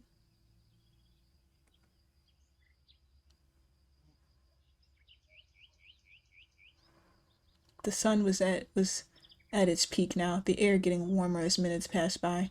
The leafy canopy over us provided enough cover for us to not overheat. Michael picked a flower with his other hand and placed it in my palm, his tail loosely his tail looping loosely around us both as my cheeks darkened. He closed his eyes and leaned back further, the butterfly still resting on his hand. Is he purring? I almost wanted to ask, but I didn't want to ruin the moment. He's purring. My gaze dropped as I twirled the flower in my hand, holding the stem delicately. The gesture felt platonic, but also romantic. I wonder if Michael was even interested in relationships. He'd been alone most of his life. He'd probably get tired of my presence sooner or later. Before I could contempt any further, the butterfly on Michael's finger took off, my gaze trailing after it as it left the sunlight and flew away into the woods, which reminds me. Michael. Don't get me wrong. This place is stunning, but is it okay if we go now? He straightened from his relaxed slouch. Why? We just got here. I chewed on my lip, hesitating. I love it here, I do. But I want to go home, Michael. Michael studied my face. Honey, do you want to leave me that badly? What? No! I need time to recover from losing Misty. I know it's silly and dramatic, but knowing she won't be there when I get home,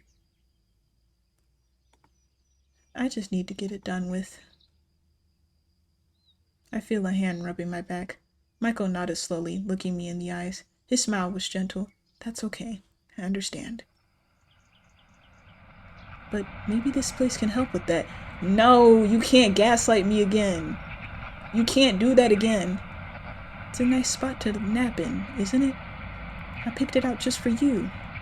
Why don't you go ahead and lie down? His words made you sway, a sudden bout of sleepiness weighing a heavy... Come on, Michael, you can't do that. He was right. It is a nice spot to nap in. Why were you in such a hurry? You yawned, laying back to stretch on the grass. The warmth from the ground seeped through your clothes, lulling you into a sense of comfort. Dog! There you go. Just spent time. Come on. Just a bit more. Please. Oh, here's something else I could show you. He reached into his satchel and pulled out a wooden box. It's called a kalimba. I blinked slowly, clarity coming back as I shook my head to pay attention. The box fit neatly in his hand, Michael holding it as if he were typing on a phone. I could see it had a hole in the middle with thin strips of metal. Huh? Arranged in a triangular shape over it. What does it do? A proud smirk appeared on his face. I'll show you.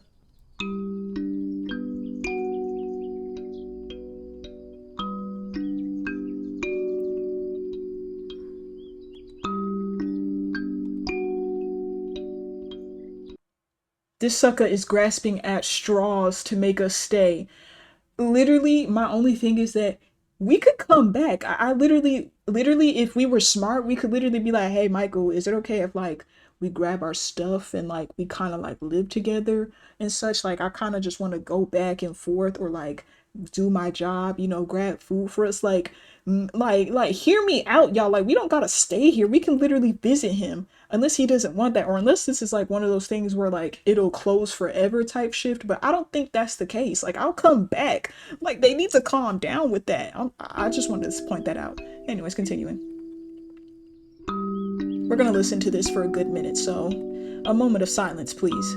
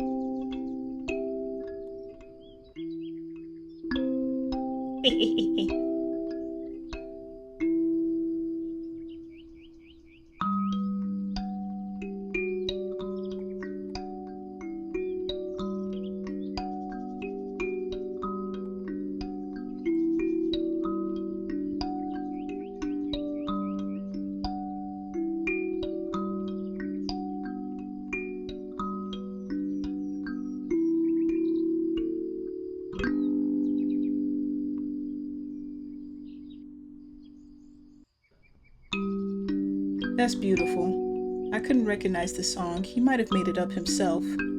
I closed my eyes, enjoying the tune. Michael gave a soft chuckle as he kept playing. Relax and listen as long as you like, Firefly. You know who he reminds me of? A specific cookie. I won't say her name though. He reminds me of two cookies actually. I won't say their names though. A few minutes passed by with Michael plucking away at the instrument, the two of us sunbathing like two cats on a Sunday afternoon. I must have dozed off because the next thing I knew, I felt a nudge on my shoulder. Comfy? He chuckled low when I refused to open my eyes. I mean, if you'd rather stay. My eye, my eyes. Why would you say that? My eyes shot open, my whole body jerking to sit up. Michael glanced at me, kalimba in his lap, and a half forget me not chain in his hands. What? I shook my head, slapping at my cheeks. I can't believe I fell asleep. I still need to. It's all right. He cut me off. His sigh was heavy. I was hoping. Never mind. He patted my shoulder, though. His smile didn't reach his eyes. Thanks for being here with me. Maybe we can do this again sometime. If I ever see you again. Let's get you home. He rolled over to his feet and stood up, brushing off dirt and fixing his satchel. Come on. We gathered our things and set off to the unknown once more. Well, unknown to me at least. Michael seemed to have a map of this place ingrained in his brain. You seem a bit sleepy still, so let's freshen up, okay? We walked a bit further from the clearing, coming across a river. Compared to the rest of the path, the area was shaded considerably with the thick canopy of leaves over us. That whole sentence, I'm embarrassed to say the least that I read books above my grade level when I was in school. I'm really ashamed. The flowing of water looked inviting as I kneeled down by the bank, Michael idling close by. I dipped my hands in, eager to wash my face. The water was refreshing and cooled my heated skin in the sun afternoon. I pulled my hands back to see Michael peeking over my shoulders into reflection, smiling with a faraway look on his face. He startled as our gazes met, irises darting away to look at himself instead. Immediately his expression changed. His ears flattened, a grimace twisting at his features as he, "No, don't do that," as his lips curled back. I'd never seen such contempt in his eyes as I did then, staring at his own visage. He stepped away, retreating underneath the cover of a tree to lean against it with crossed arms. It's no wonder why he wants us to stay. We're the only person who actually accepted him for his looks.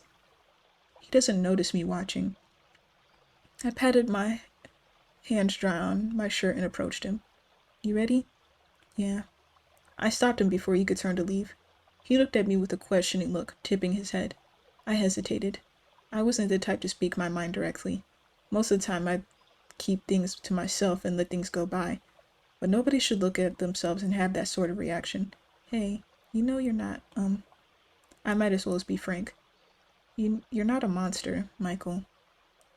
He looked taken aback. What makes you say that? I saw how you were looking at yourself. How you talk about yourself. None of it is true. I keep telling you you're more than just your appearance. I don't know what compelled me to do it, but I did it anyway. I reached for his hands and held them between us. His eyes widened at the contact. All it took was a day with you, and truthfully, I think you're the most amazing person I've ever met. He made a choked noise. I'm just some old nobody compared to you. That's not... Shut up and listen. He promptly shut his mouth with an audible click of his teeth. From where I stand, you saved my life. You've taken care of me better than I could ever ask for from a stranger. That already proves to me you're not the monster you think you are. You're charming, you're smart, you're sweet. You're a million more wonderful things, but you're not a monster. I take a second to compose myself, lowering my voice. It may look different, Michael, but guess what? His multiple eyes stared into mine, ears flattening as if fearing the worst. That makes you all the more beautiful to me. His breath hitched. I could feel his hands squeezing mine, fingers trembling. It was like he forgot how to breathe. I realized my hands were getting sweaty. I pulled away hastily, scratching at my neck and avoiding his gray. His gaze! I could feel the blood rush to my face. I could dunk my whole head in the river, and it'd probably let off steam. Sorry, that came out of nowhere. It just didn't feel right if I didn't say anything. I hope you understand. An awkward silence passed between the two of us. Anyway, I caught him mumbling under his breath. I can't let you leave. What? I said you can't leave. I mean, not without your cat, right? I frowned. I've already tried, Michael. Like you said, it was stupid for me to just wander off in the woods as if I'd find her through dumb luck. He paused, his fist clenching. But I haven't. Huh? I haven't tried. I know these woods better than anyone. You know what happened though. Come on, dog. I can try looking for her. But that means you can't leave yet.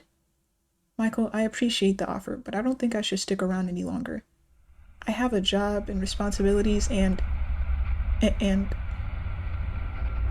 you hissed in pain, a sudden migraine overcoming your senses. You felt your tail is rattling. He's a fan. I told you. You felt sick, your stomach wringing itself into knots. It felt like the world was warping around you as your legs wobbled. Your body buckled over as you resisted the urge to vomit. Oh my God! Michael caught you as you slumped graciously to the ground, your head resting on his shoulder as he cradled you close. Hey, you don't look so good. Your vision doubled as he spoke, his speech oozing together, words into an indecipherable mess. Are you okay? You need me to carry you home? What the freak? What am I supposed to choose? It's all the same. Okay, no problem. Just hang in there. Hang on to me. I got kidnapped. Sorry. I'm so sorry. You don't deserve this. I could just... one more day with you. I'd be the happiest man alive. Here we are. Let's get you tucked in. I should give you some clothes. Especially since you'll be staying another night. You're okay with that, aren't you? Ugh. I blinked groggily, awake to the gentle sounds of cracking fire, the itchy texture of warm bed sheets, the weight of a heavy knit blanket. I could recall once or twice having felt these very sensations, to the point I considered them familiar and comforting, and yet... Oh!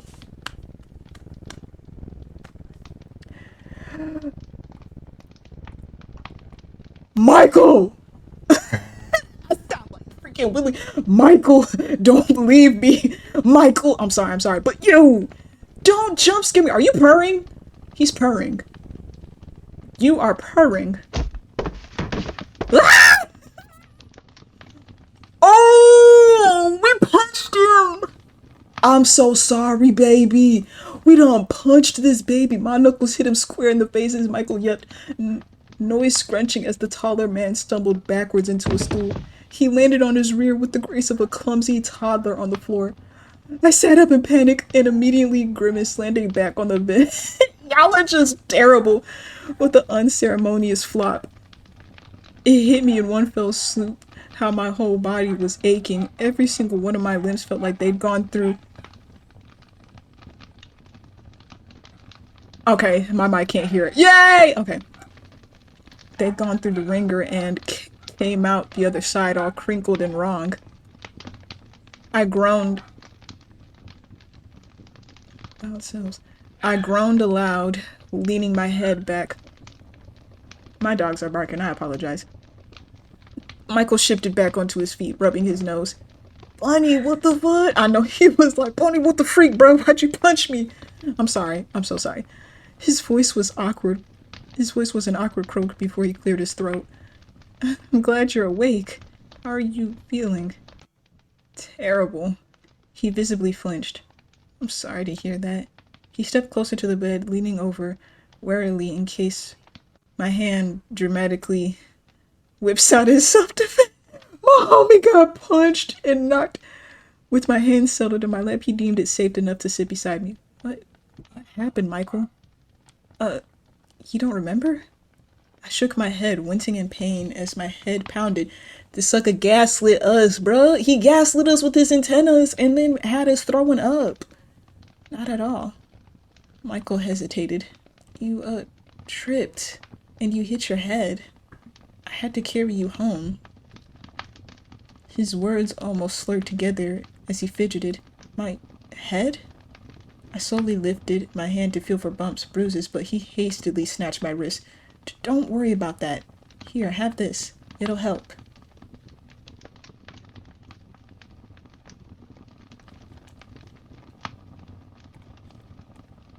Good sir, you're in big trouble when I'm done talking to you.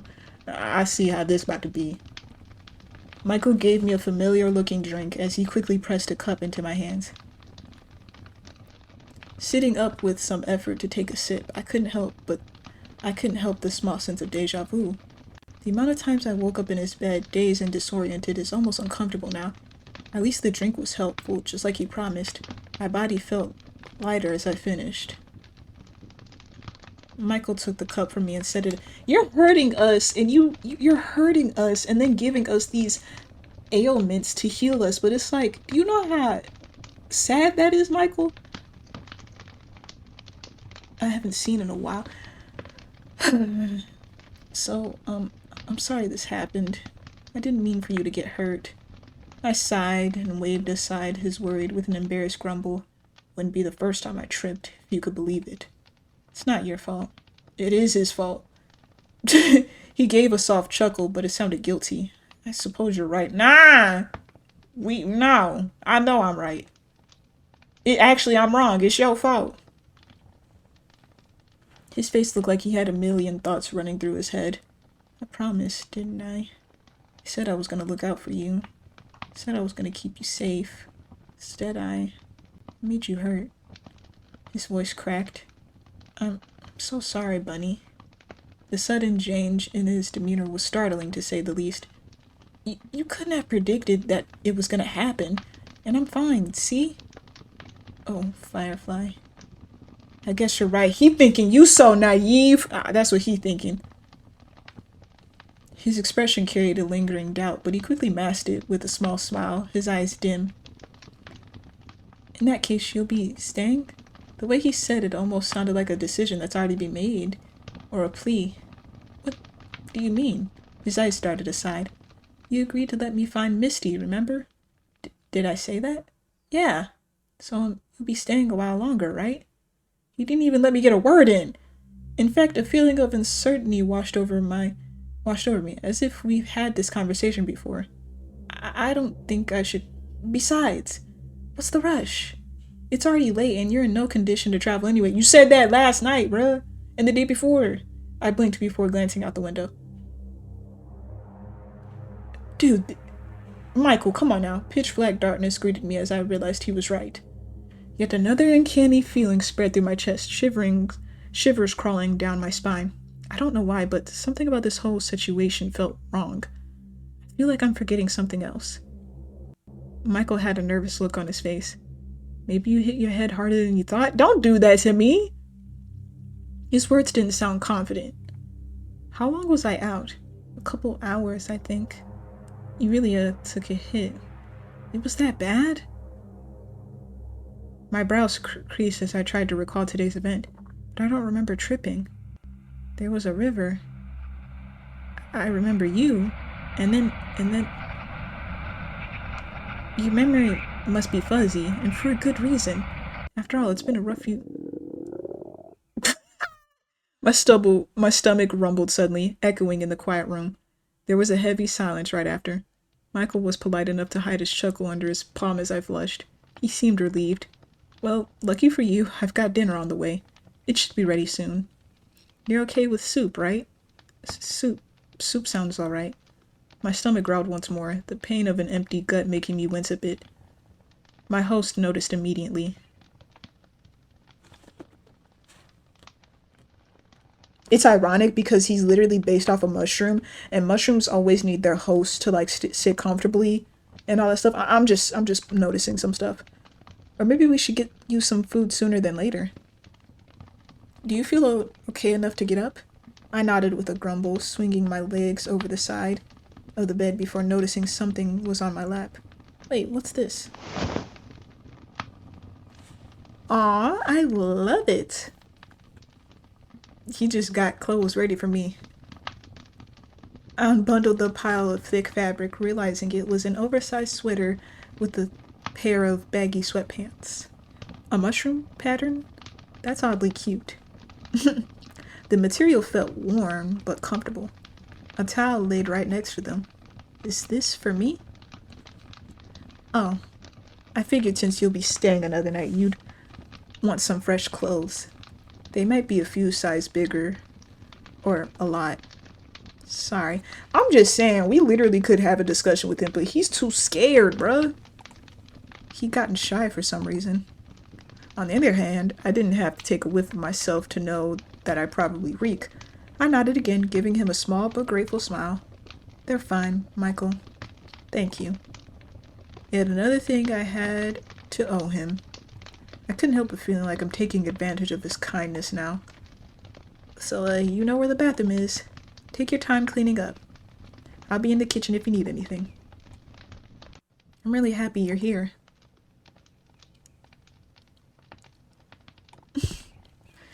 I watched his back retreat before hoisting myself up, heading to the bathroom. Now that I was alone, I had a moment to gather my thoughts. The nagging feeling was back, a prickling feeling across my skin, raising goosebumps, as if to tell me I shouldn't be here. I just couldn't place my finger on what. I'm just saying, we should definitely be careful. I should be careful. I just couldn't shake the feeling that Michael was hiding something. He'd been a gracious host so far. Sorry, y'all. He'd been a gracious host so far, but that didn't make him the most trustworthy either.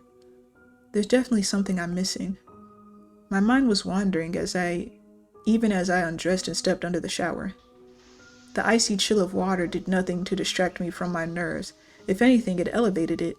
I was a shivering mess by the time I was done cleaning myself with whatever soap he had lying around. Once I dried myself, I inspected his clothes inside and out to see if anything was off with them. They smelled like wet grass and burnt wood. Considering his lifestyle, it made sense for his clothes to have that sort of scent stuck to them, I suppose. Putting them on, it reminded me just how big and tall Michael was, compared to me at least. I fidgeted and fiddled with the sleeves and waistband until I could somewhat move comfortably. There's no mirror in his bathroom, so I had to assume I looked like a walking potato sack. Oh yeah, because he doesn't like staring at himself. Better than nothing. Gathering my courage, I shook out my hands and straightened myself before exiting the kitchen. A savory scent filled my nose. Michael did mention dinner was almost done.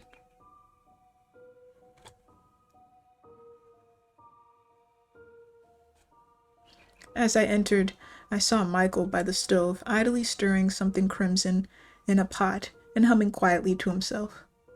His contented smile widened as he saw me, his ears flickering.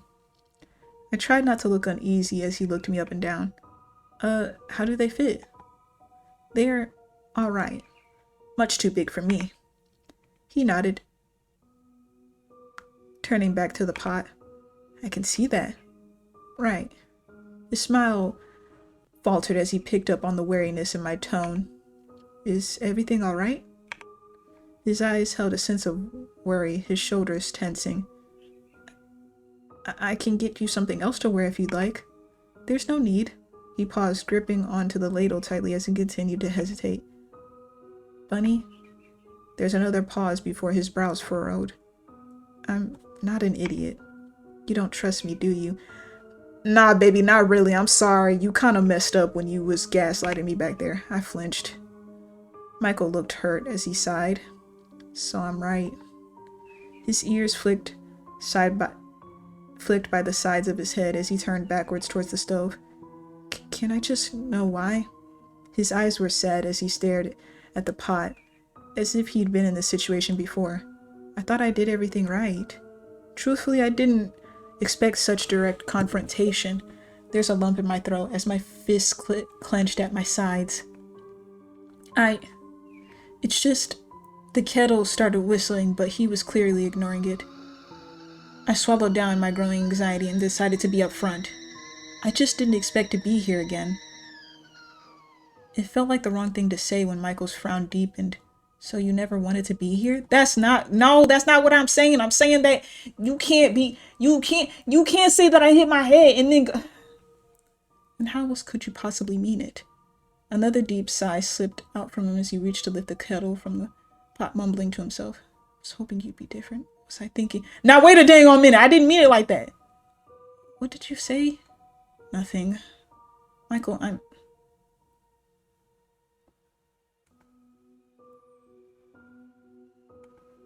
sorry. I just thought I'd be home by now. I know. I'm sorry too. He lifted his gaze towards me, eyes full of regret. But is it really so bad, Bunny? I know being lost in the woods with a man you don't know can be scary, but I promise you're safe. The last thing I'd ever want you to be is scared. He trailed off. So just trust me, okay? Can you do that? Please? I swallowed and gave him a nod. My gut still roiled with suspicion, every fiber of my being wary to him to a certain extent. He seemed satisfied, though, eager to move on past the tension. Thank you. His mouth quivered at the edge. Aww. Now I feel bad. Now I want to go back. Aww. I'm sorry, sweetie, but it's just... Nah. Please let it be different for once. Why don't you take a seat, Firefly? I'll be right with you.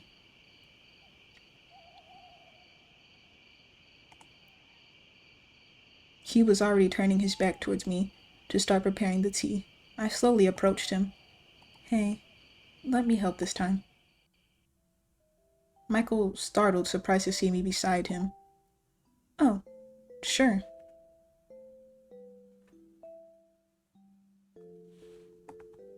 Could you get some bowls ready? We're having tomato soup. Do you want some grilled cheese with yours, or would you prefer garlic bread? Grilled cheese, please. I love grilled cheese. I don't like anything else with it. Without it, tomato soup alone does not taste good. I brushed past him, feeling his tail linger by my ankle as I grabbed the bowls. Now wait, baby, I don't want to step on you, so please move your tail. He started preparing the sides, the smell of toasted bread filling the kitchen and mingling with the soups. I took over preparing the tea. Finally, I ladled the soup into a larger pot, just as Michael finished flipping the last piece. Ooh! We settled for a nice hot dinner. Regardless of how I felt about tomato soup, Michael's turned out rich and creamy with an amazing balance of sour and sweet. Dipping in the bite-sized grilled cheese sandwiches made, it tastes like pure savory comfort, crispy and gooey. Even if I've never had it as a kid, it still made me feel nostalgic somehow. There's still a feeling of stilted awkwardness, but the food helped ease us both into a warmer, lighthearted conversation. I didn't realize how hungry I was until I refilled my bowl. Michael was watching with his chin propped in his hand. His own bowl sat empty. Apparently he had filled his. Is the tomato soup your favorite? His question was innocent, though his eyes were observing me carefully as I shrugged. I think I'd love anything you cook. He stilled, taking a second to process what I said. Oh, well, thank you. No, thank you. Usually I get takeout or microwave dinners. Nothing beats home cooked food. What's microwave? What's a microwave? Oh, baby, don't worry. I snickered and tried to explain it the best I can. A metal box that heats up food. That sounds like, what's the word in those fantasy books? Magic? Am I using the word right? I laughed lightly. Sometimes science is just like that. We talked about other kitchen appliances off the top of my head, slowly branching out to other human inventions. He seemed even more interested. I never understood how technology worked. I pulled out my phone and let him fiddle with it, though with the battery dead, there's not much I could show. He was clearly disappointed. It's about as useful as a brick. Aw, baby, don't worry. Otherwise, I'd have a whole network of information in my hands. His eyes lit up. Like a library. And you can access it at any time as long as the battery is a... Now I feel even more bad. He just don't want to be alone. I hate myself as long as I have an internet connection. Right. Internet. I didn't know you could do that. I just see people staring at them all the time. It seemed boring. He looked at my phone again, a look of wonder on his face. Having a whole library in your hands. Everyone must be really smart. Heck no, baby. Well, not everyone uses it like a library, more like a messaging hub. Or a sort of content consumption. His ears flicked as he stared at me with a blank smile. He like, what that mean? Consumption. You can eat it? Yeah, he has no clue what I'm talking about. Protect this man. This sweet. Protect this beautiful baby. How do I explain him the very concept of Web 2.0? I cleared my throat, deciding I simply won't. Maybe I can show you what I mean someday. His eyes brightened, seeming to like the idea a lot. You mean that? I can have some? Yeah. I think it's about time you start getting a little more modern around here. No offense. Imagine what you could do with a generator. I hate myself for choosing that other option. Though there's still a cluelessness to his face that was just a little endearing. Generator. I laughed and reached across to pat his hand, a gesture that made his smile wobble. Like I said, I'll show you someday. A loud thwack against the floorboards, followed by a leaning over. Oh! I could see the tip of his tail wagging back and forth, the tip of it slapping against the floor almost comically. Michael looked flustered as he laughed softly, pulling his hand back to rub his neck. Sorry. He looked like he had more to say, but exhaled heavily, gathering himself before tilting his chin towards my empty bowl. Are you done? Nah, I want to pet you some more. No, come back. Come back. Michael, come back, please.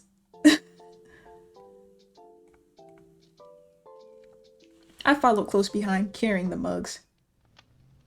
We made quick work of the dishes, heading back to the living room to relax.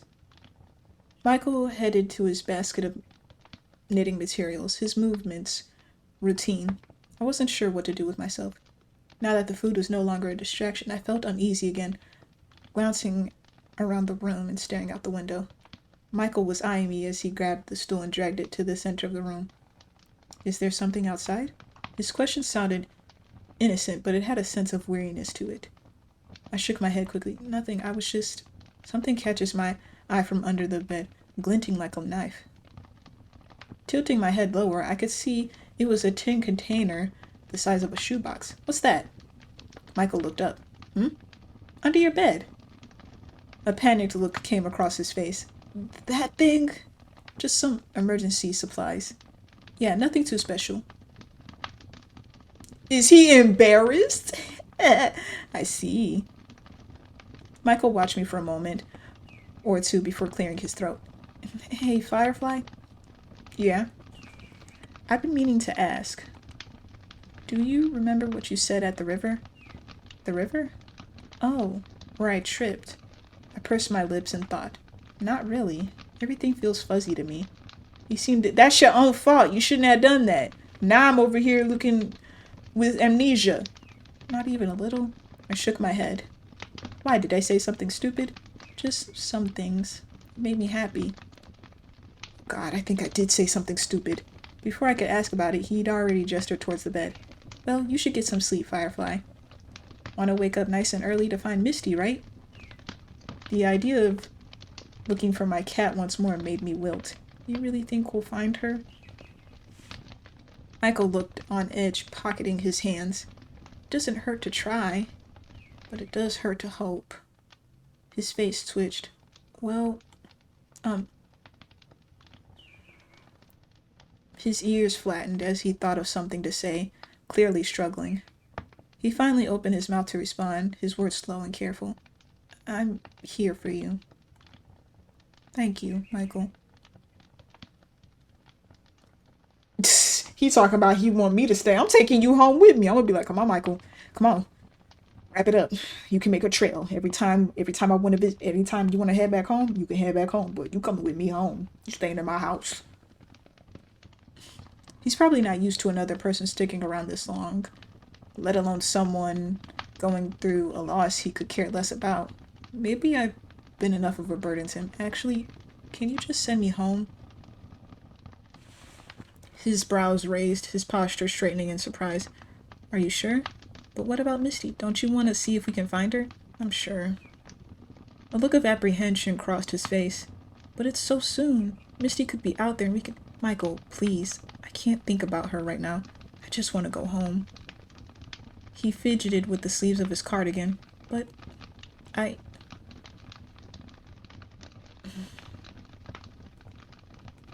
Okay. Get some sleep, Firefly. You've been through a lot. Aww. The words left my mouth before I could think twice. I can trust you, right? A flicker of surprise crossed Michael's face. Of course you can trust me. He didn't say anything else, as if that one line should be enough to convince me. And honestly, it was too late to start interrogation. That's only going to end up with me feeling guilty for upsetting him. I got under the covers, facing the wall with my back towards him. I closed my eyes. I swear if you pop up on my screen again, I'm going to... The last thing I heard was the gentle crackle of fire of the fireplace, accompanied by Michael's knitting needles away in the dark. Before I knew it, I could hear the birds chirping outside the window. The first thing I noticed was the fire must have been out, considering I couldn't hear the familiar pop and snap that came with the room's ambience. The second thing I realized was the hand gently shaking my shoulder away. Wake up, sleepyhead. I stirred, yawning as I sat up in bed. Michael beamed, hand still on my shoulder. There you are. Had a good sleep? I mumbled incoherently, his smile widened into a grin as I blinked myself out of my woozy state. If I didn't know any better, he seemed to enjoy waking me up in the morning just to see my disgruntled expression. Breakfast is ready. Wash up and meet me in the kitchen, all right? Give me a second. He took that as my assent, humming in response. Suddenly his hand reached up to ruffle my hair, messing up my bed head further. How dare you! Never ruffle a black lady's hair. Your hands will just get stuck. I'm just letting you know right now. Hey! He immediately laughed at my indignant squawk before reminding me once more to get up, his steps already thudding towards the kitchen. Recovering after a moment, I stared at the wall, pondering my situation for a second as I made my way to the bathroom. This was the third day since I've left my house. I'm missing work, missing my cat, missing my sense of direction. I gotta get back to my life. Today. Quietly reminding myself of my goal, I padded to the bathroom, freshened up, and joined him in the kitchen. Oh! Michael was already seated, cutting into some pancakes. His smile bright as I entered the kitchen, his tail flickering closer to my seat as I sat down. Ooh, this looks nice. A familiar stack of mouth-watering pancakes was placed across him, waiting for me to dig in. Though I couldn't bring myself to muster up an appetite with so many thoughts filling my head, he seemed to notice the look on my face, laughing nervously. You look serious. Something on your mind, Firefly? I picked up my fork, twiddling with it. I'm just worried about getting home. Mm. Michael faltered as he lifted a piece into his mouth. Oh, you're still thinking about that? He seemed annoyed, which was a first. Of course. I've been gone for 3 days. People probably think I've gone missing. His gaze lowered, almost grumbling. Is that so bad? What? Yeah, it's bad. Why do you sound like you don't even care? Michael frowned, looking up at me now. Why do you sound like you're desperate to leave? What? Come on now, Michael. It's all you ever think about. Are you not happy here? Is it not enough? I sighed, rubbing my fingers over my eyes. Michael, we've gone over this. I said it once and I'll say it again. You've done so much for me already, but I can't keep pretending everything's okay here. I want to go home. I need to go home. The music change actually scared me.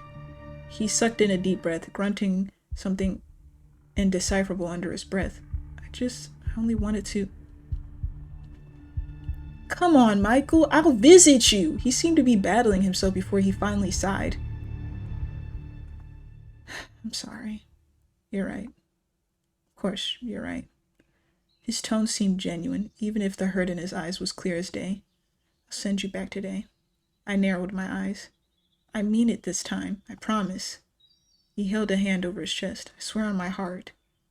I trust you, sweetie. I mean, how could I not trust him? He was my last hope. Okay.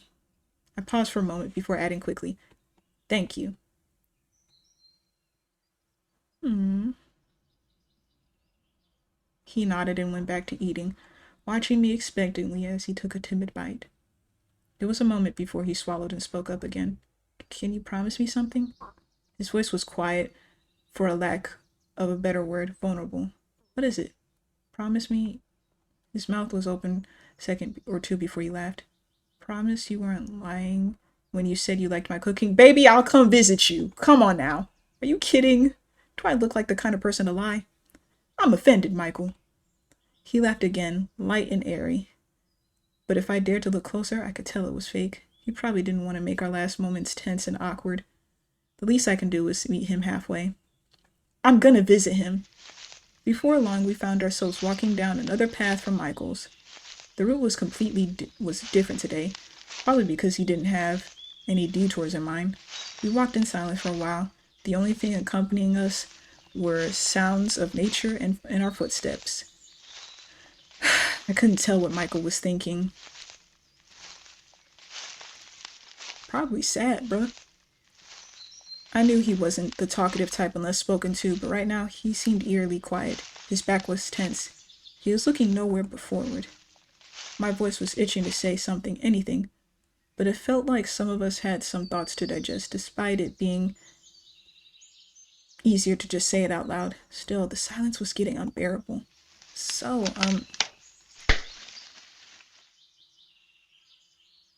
what the freak? We halted in our steps at the sound of rustling, Michael's ears perking in a direction. What was that? His hands were already raising to hold his crossbow, deftly cocking it with an experienced pull of the string until a solid click was heard. Stay quiet. Stay close. I swallowed, my heart picking up speed. He started stalking low towards the source of the noise, his boots barely making a sound compared to my clumsy footsteps. The rustling continued, like a scuffle was occurring between the bushes.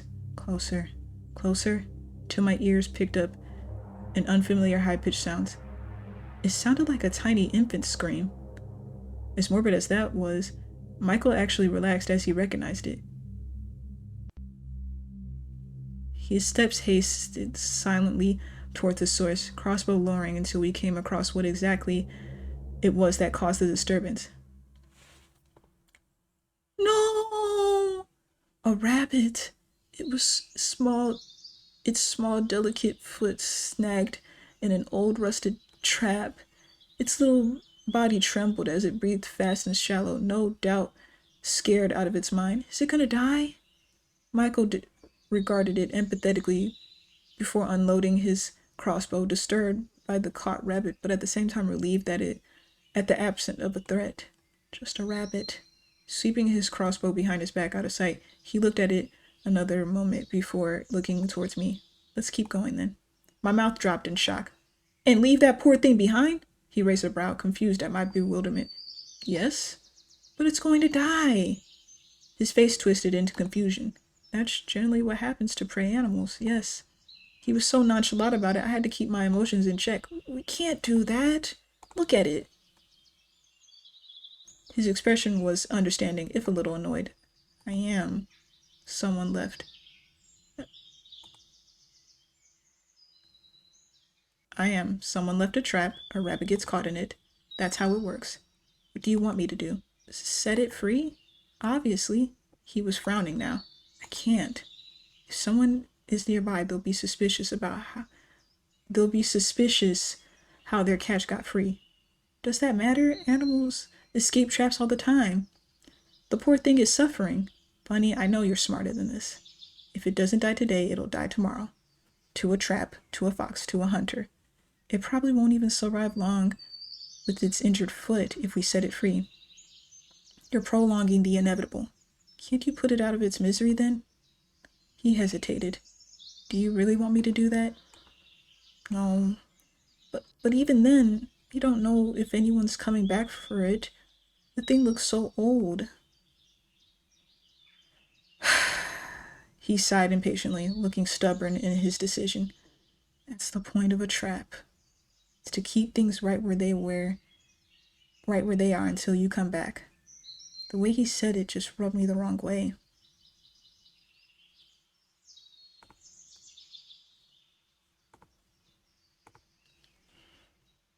He is being realistic, but come on, Michael.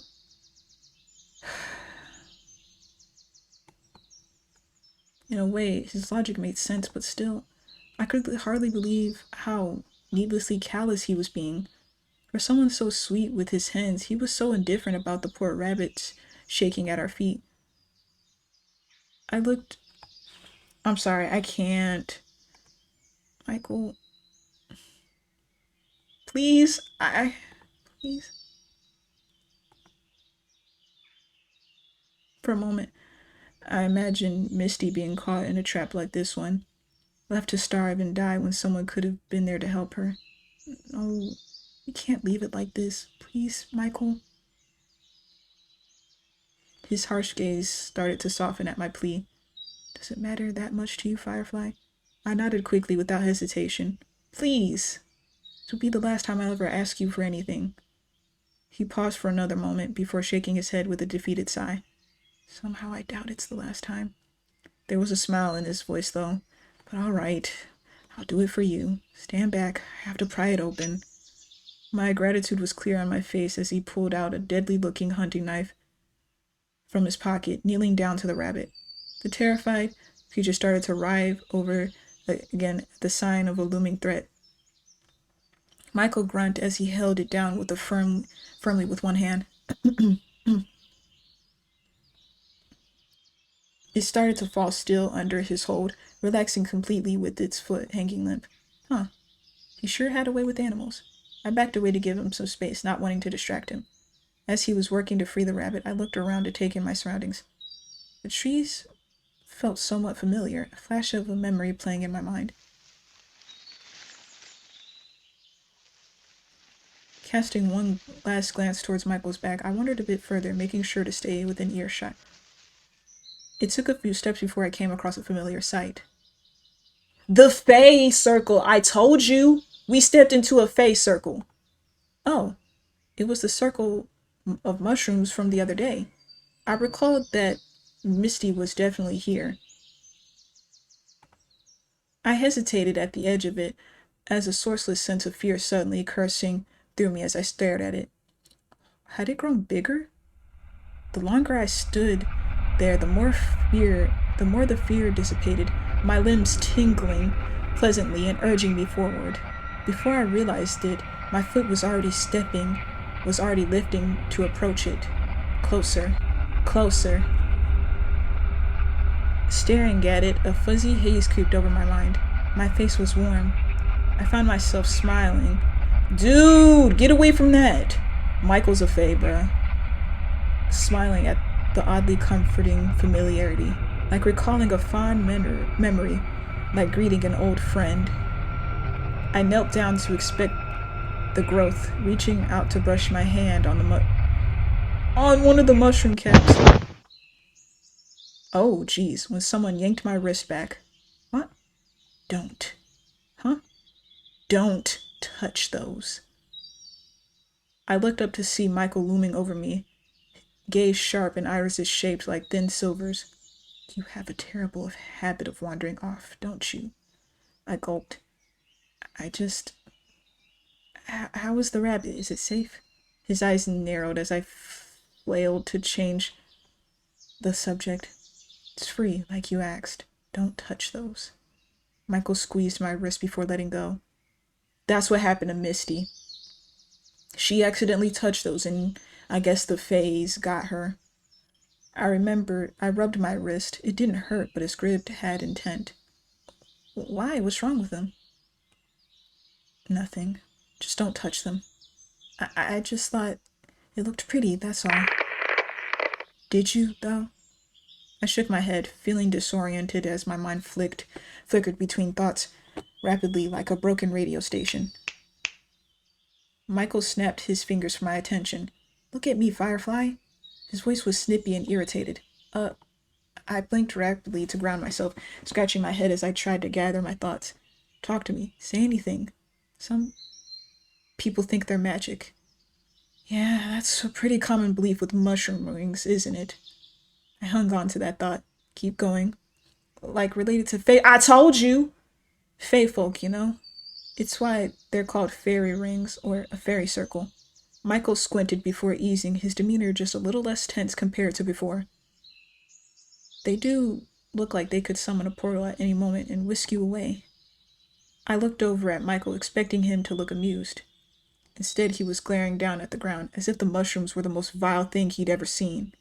No, it's more of an invasive species than anything. Because, okay, let me tell you something.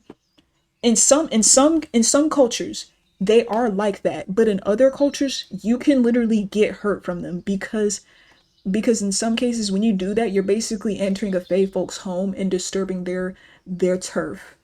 And you will get in trouble for that. You have to like do something to avoid doing so you won't get in trouble. I followed his gaze towards the harmless circle of fungus. They are? Should we do something about it? He blinked as if coming out of a daze. No. Sorry, that thought slipped out. He pinched his nose bridge, his normally soft voice a tired grumble. Normally I leave them alone to do their business, but having you here... Anyways, just don't touch it, okay? He was far too uptight about something as trivial as a circle of mushrooms. It feels like there's more to it than that. His sigh was exasperated. They just grew in my part of the forest, is all. Yet, they're on his turf. They make me uncomfortable. It definitely felt like Michael wanted to use a stronger word than uncomfortable, a barely concealed growl between his teeth. Why, I thought you liked mushrooms. Michael's ears flattened. Not these ones. They're not even real mushrooms.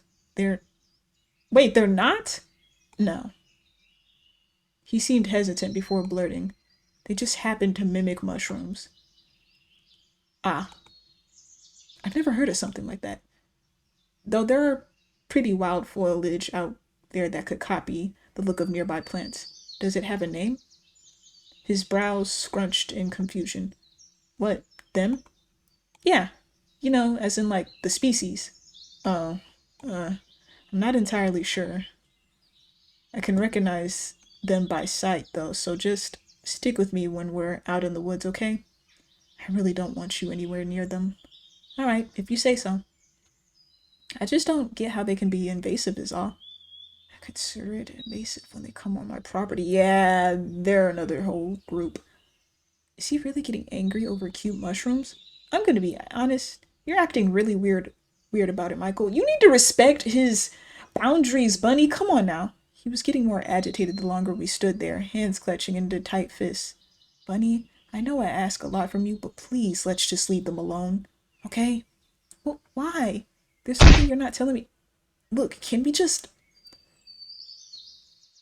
see, why are you egging? Nah, y'all both are wrong for this.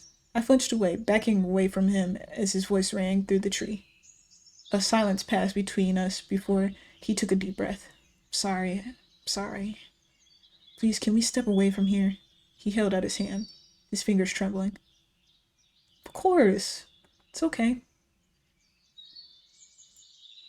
I closed my hand around his, noting the way his tail flicked so hard it thumped against his leg.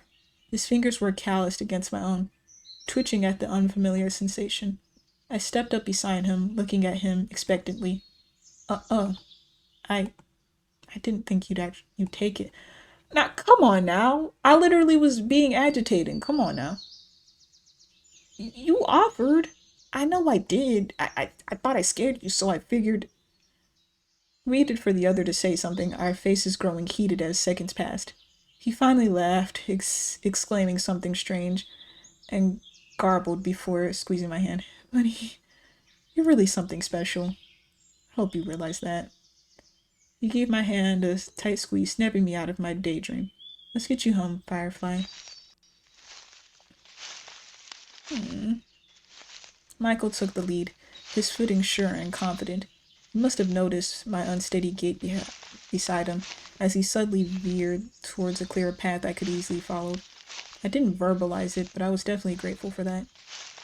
As much as the forest was growing on me, getting my feet caught in roots and twigs every step gets tiring after a while. Our steps fell into rhythm next to each other. I peeked at Michael every once in a while, trying to gauge his mood after what happened. Even after spending so much time with him, he was so difficult to read. How can someone both wear their heart on their sleeve, yet keep it stitched tight, never letting anyone come too close? I knew he had secrets he wanted to keep close to his chest, but I wish he'd just opened up to me a little. The silence that hung in the air was making my skin prickle. What's your favorite animal? I was so caught up in my thoughts, I didn't even realize I blurted the first thing that came to mind. Michael regarded me curiously, ears flicking.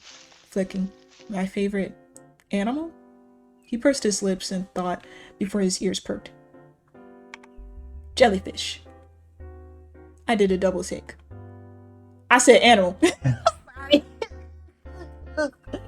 You know that one meme where he's just like, what's the animal you fear the least? And he was like, fish. And then the guy was like, animal. And he said fish again. Sorry. It was one thing for him to have an answer so readily, but the twist was something else.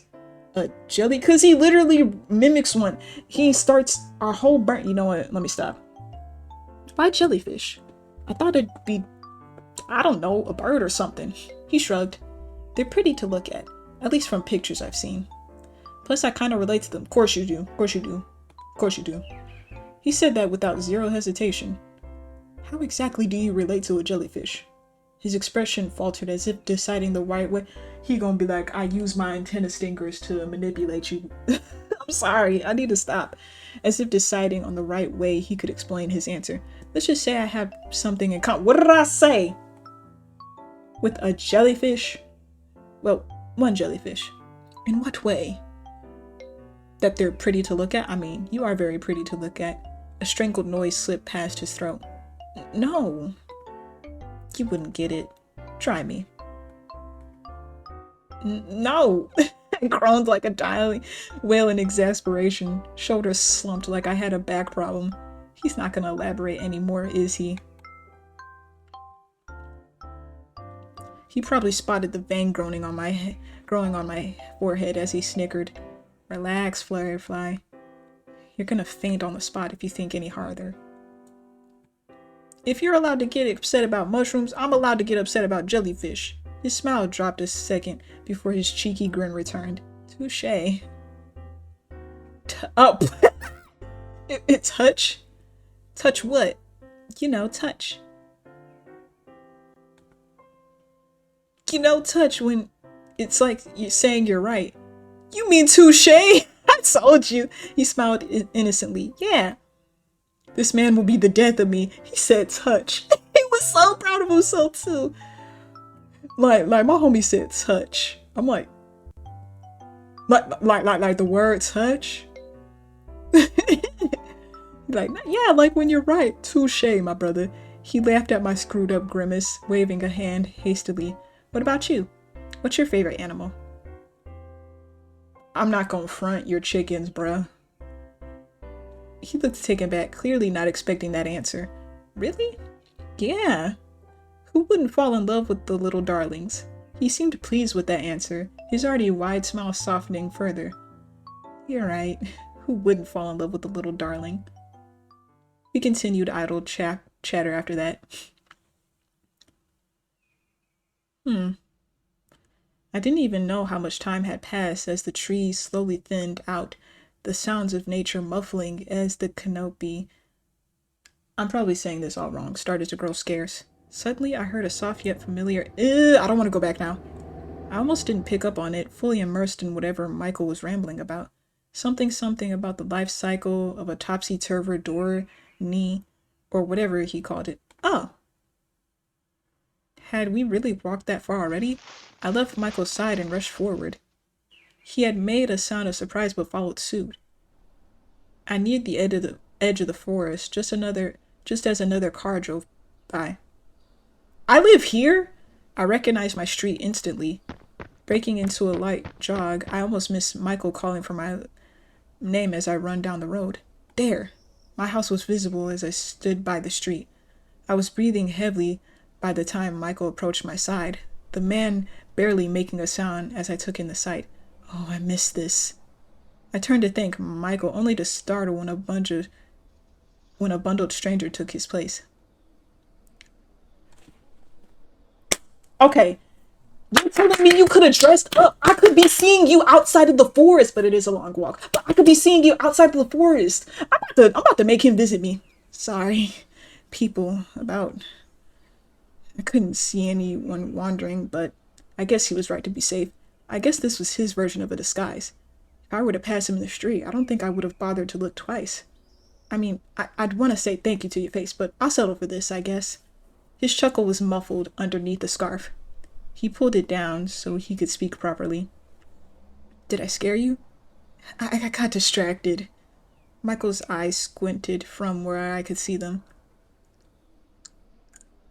I wonder how you don't get lost every 20 steps. Hey! He's right, though. You better not go back in there, got it? I'm not always going to be around to find you. Who says I need you around to find me? Almost instantly, his eyes hardened under his sunglasses. I'm serious. Don't go wandering in these woods again. Or I might have to start taking drastic measures to make sure you stay put right where you are. I sputtered indignantly. I wonder where I please. Sure. He looked over my shoulder towards my house. So that's where you live, huh? Looks cozy. I wasn't sure if he was being genuine, considering he lived in the wooden back ends of the middle of nowhere. Suddenly I perked up with a thought. Do you want to come by? His eyes darted towards me, shock evident on his face. Me? To your home? I nodded. He froze completely. For a second, I thought he stopped breathing. I'd love to... Sudden barking and a shout startled us both, my body jerking forward as his arm yanked me close. Oh my gosh!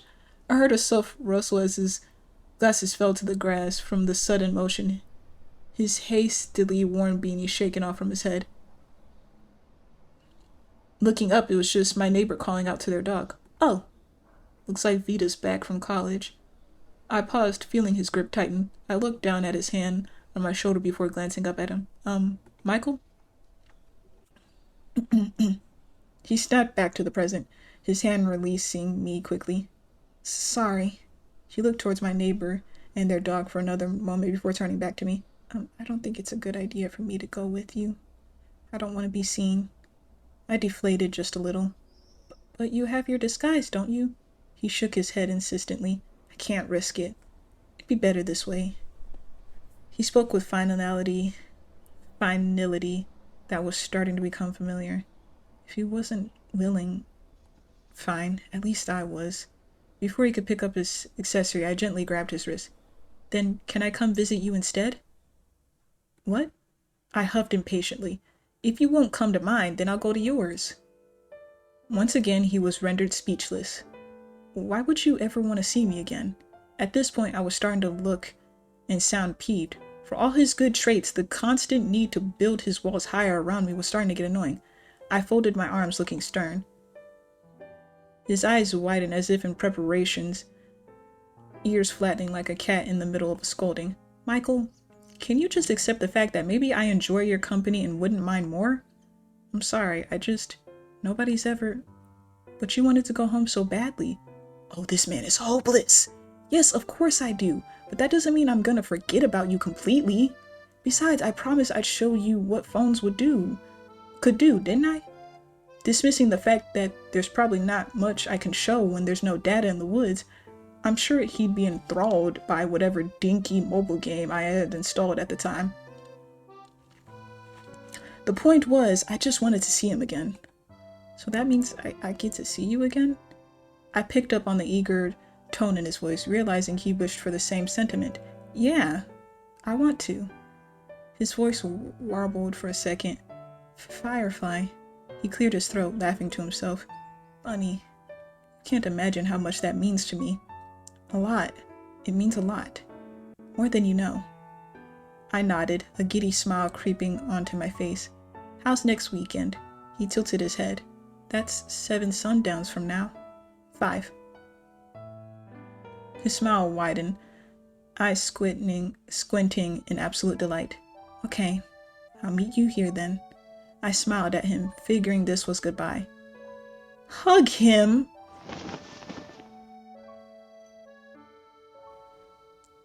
I didn't react twice, arms spread and wrapped around him before he could react. Is he taller than me? Yo! What's good, Michael? How you? Like, bro! Michael froze from head to toe, inhaling sharply as his shoulders tensed.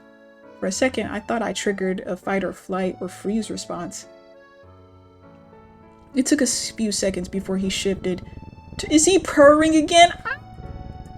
Lightly placing his hands on the small of my back in a loose hold, his fingertips splayed awkwardly along my spine. He seemed to gain confidence as he wrapped his arms around me, a shaky sigh leaving his body as he relaxed. A faint rhythmic rumble emitted from his chest, my eyes widening at the strange feeling. Was he purring? Ah! I knew it. I knew I heard that sound before, but he was definitely purring. I didn't have time to dwell on it for long. His grip was getting tighter, tighter, tighter. I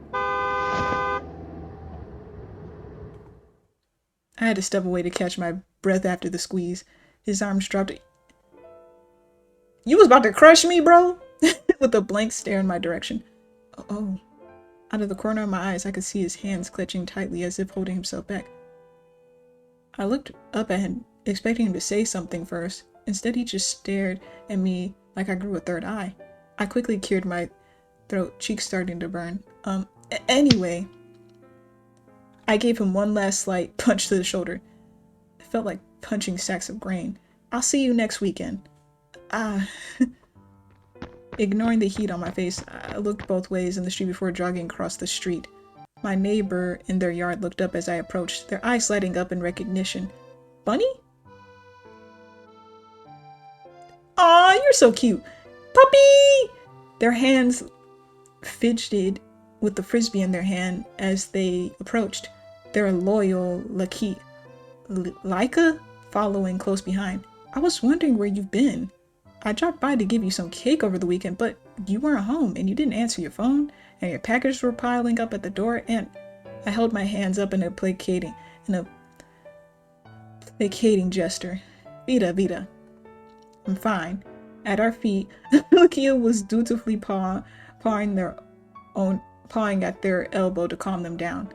Their mouths stopped midway through another sentence, blinking rapidly.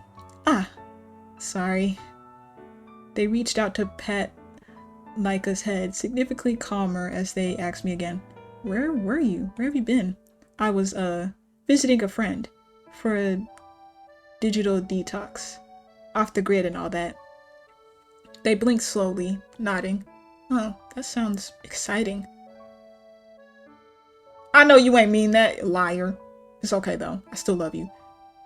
But what about Misty? Did you manage to find her? My mood instantly dropped. No. That's why I went away in the first place, you could say. It took a few seconds for Vita to understand what I meant. Oh, I'm sorry. It's fine. They straightened, a flash of empathy on their face before they smiled. Well, Micah and I are around for the semester break if you need anything. We should do a movie night. Maybe that'll lift your spirits. I found this really good one. I think you'll like it. I did some research and I feel like it's right up your alley. Micah and I could take a quick drive to the store, so just let us know when you're up for it. I could get your favorite snacks and stuff. Micah gave a happy bark at the familiar word. A fond smile quirked at my lips. Thank you, Vita. I'll bring the orange soda. Their expression lit up happily. Take care. I bid them both a goodbye and walk up to my driveway. Once I got to my door, I had an urge to turn around one last time. There he is! Hi, Michael! Hi, Michael! It's me! It's me! I was surprised to see Michael still standing by the forest's edge, shadowed by the trees. Our eyes made contact, his own fierce, piercing yellow eyes shining against the shade. I gave him a big wave. It took a moment, but he waved back. Smiling to myself, I unlocked the front door and let myself inside. It was surreal standing in my doorway again. I felt like Alice who just woke up at the end of the book, feeling like I dream of Wonderland. I tossed my keys and backpack by the hall carelessly before plugging my phone into the charger. I dreaded playing catch up with the people who might have tried to reach me during my absence. Work, family, friends. I groaned aloud, flopping onto the living room couch. Ah, well. At least I had this weekend to look forward to. That's all from day 3 of Mushroom Oasis demo. More updates coming in the future. Oh! Oh, word!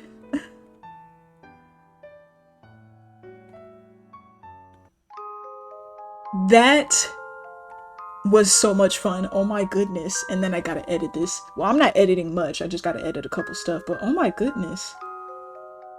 I feel so much better now.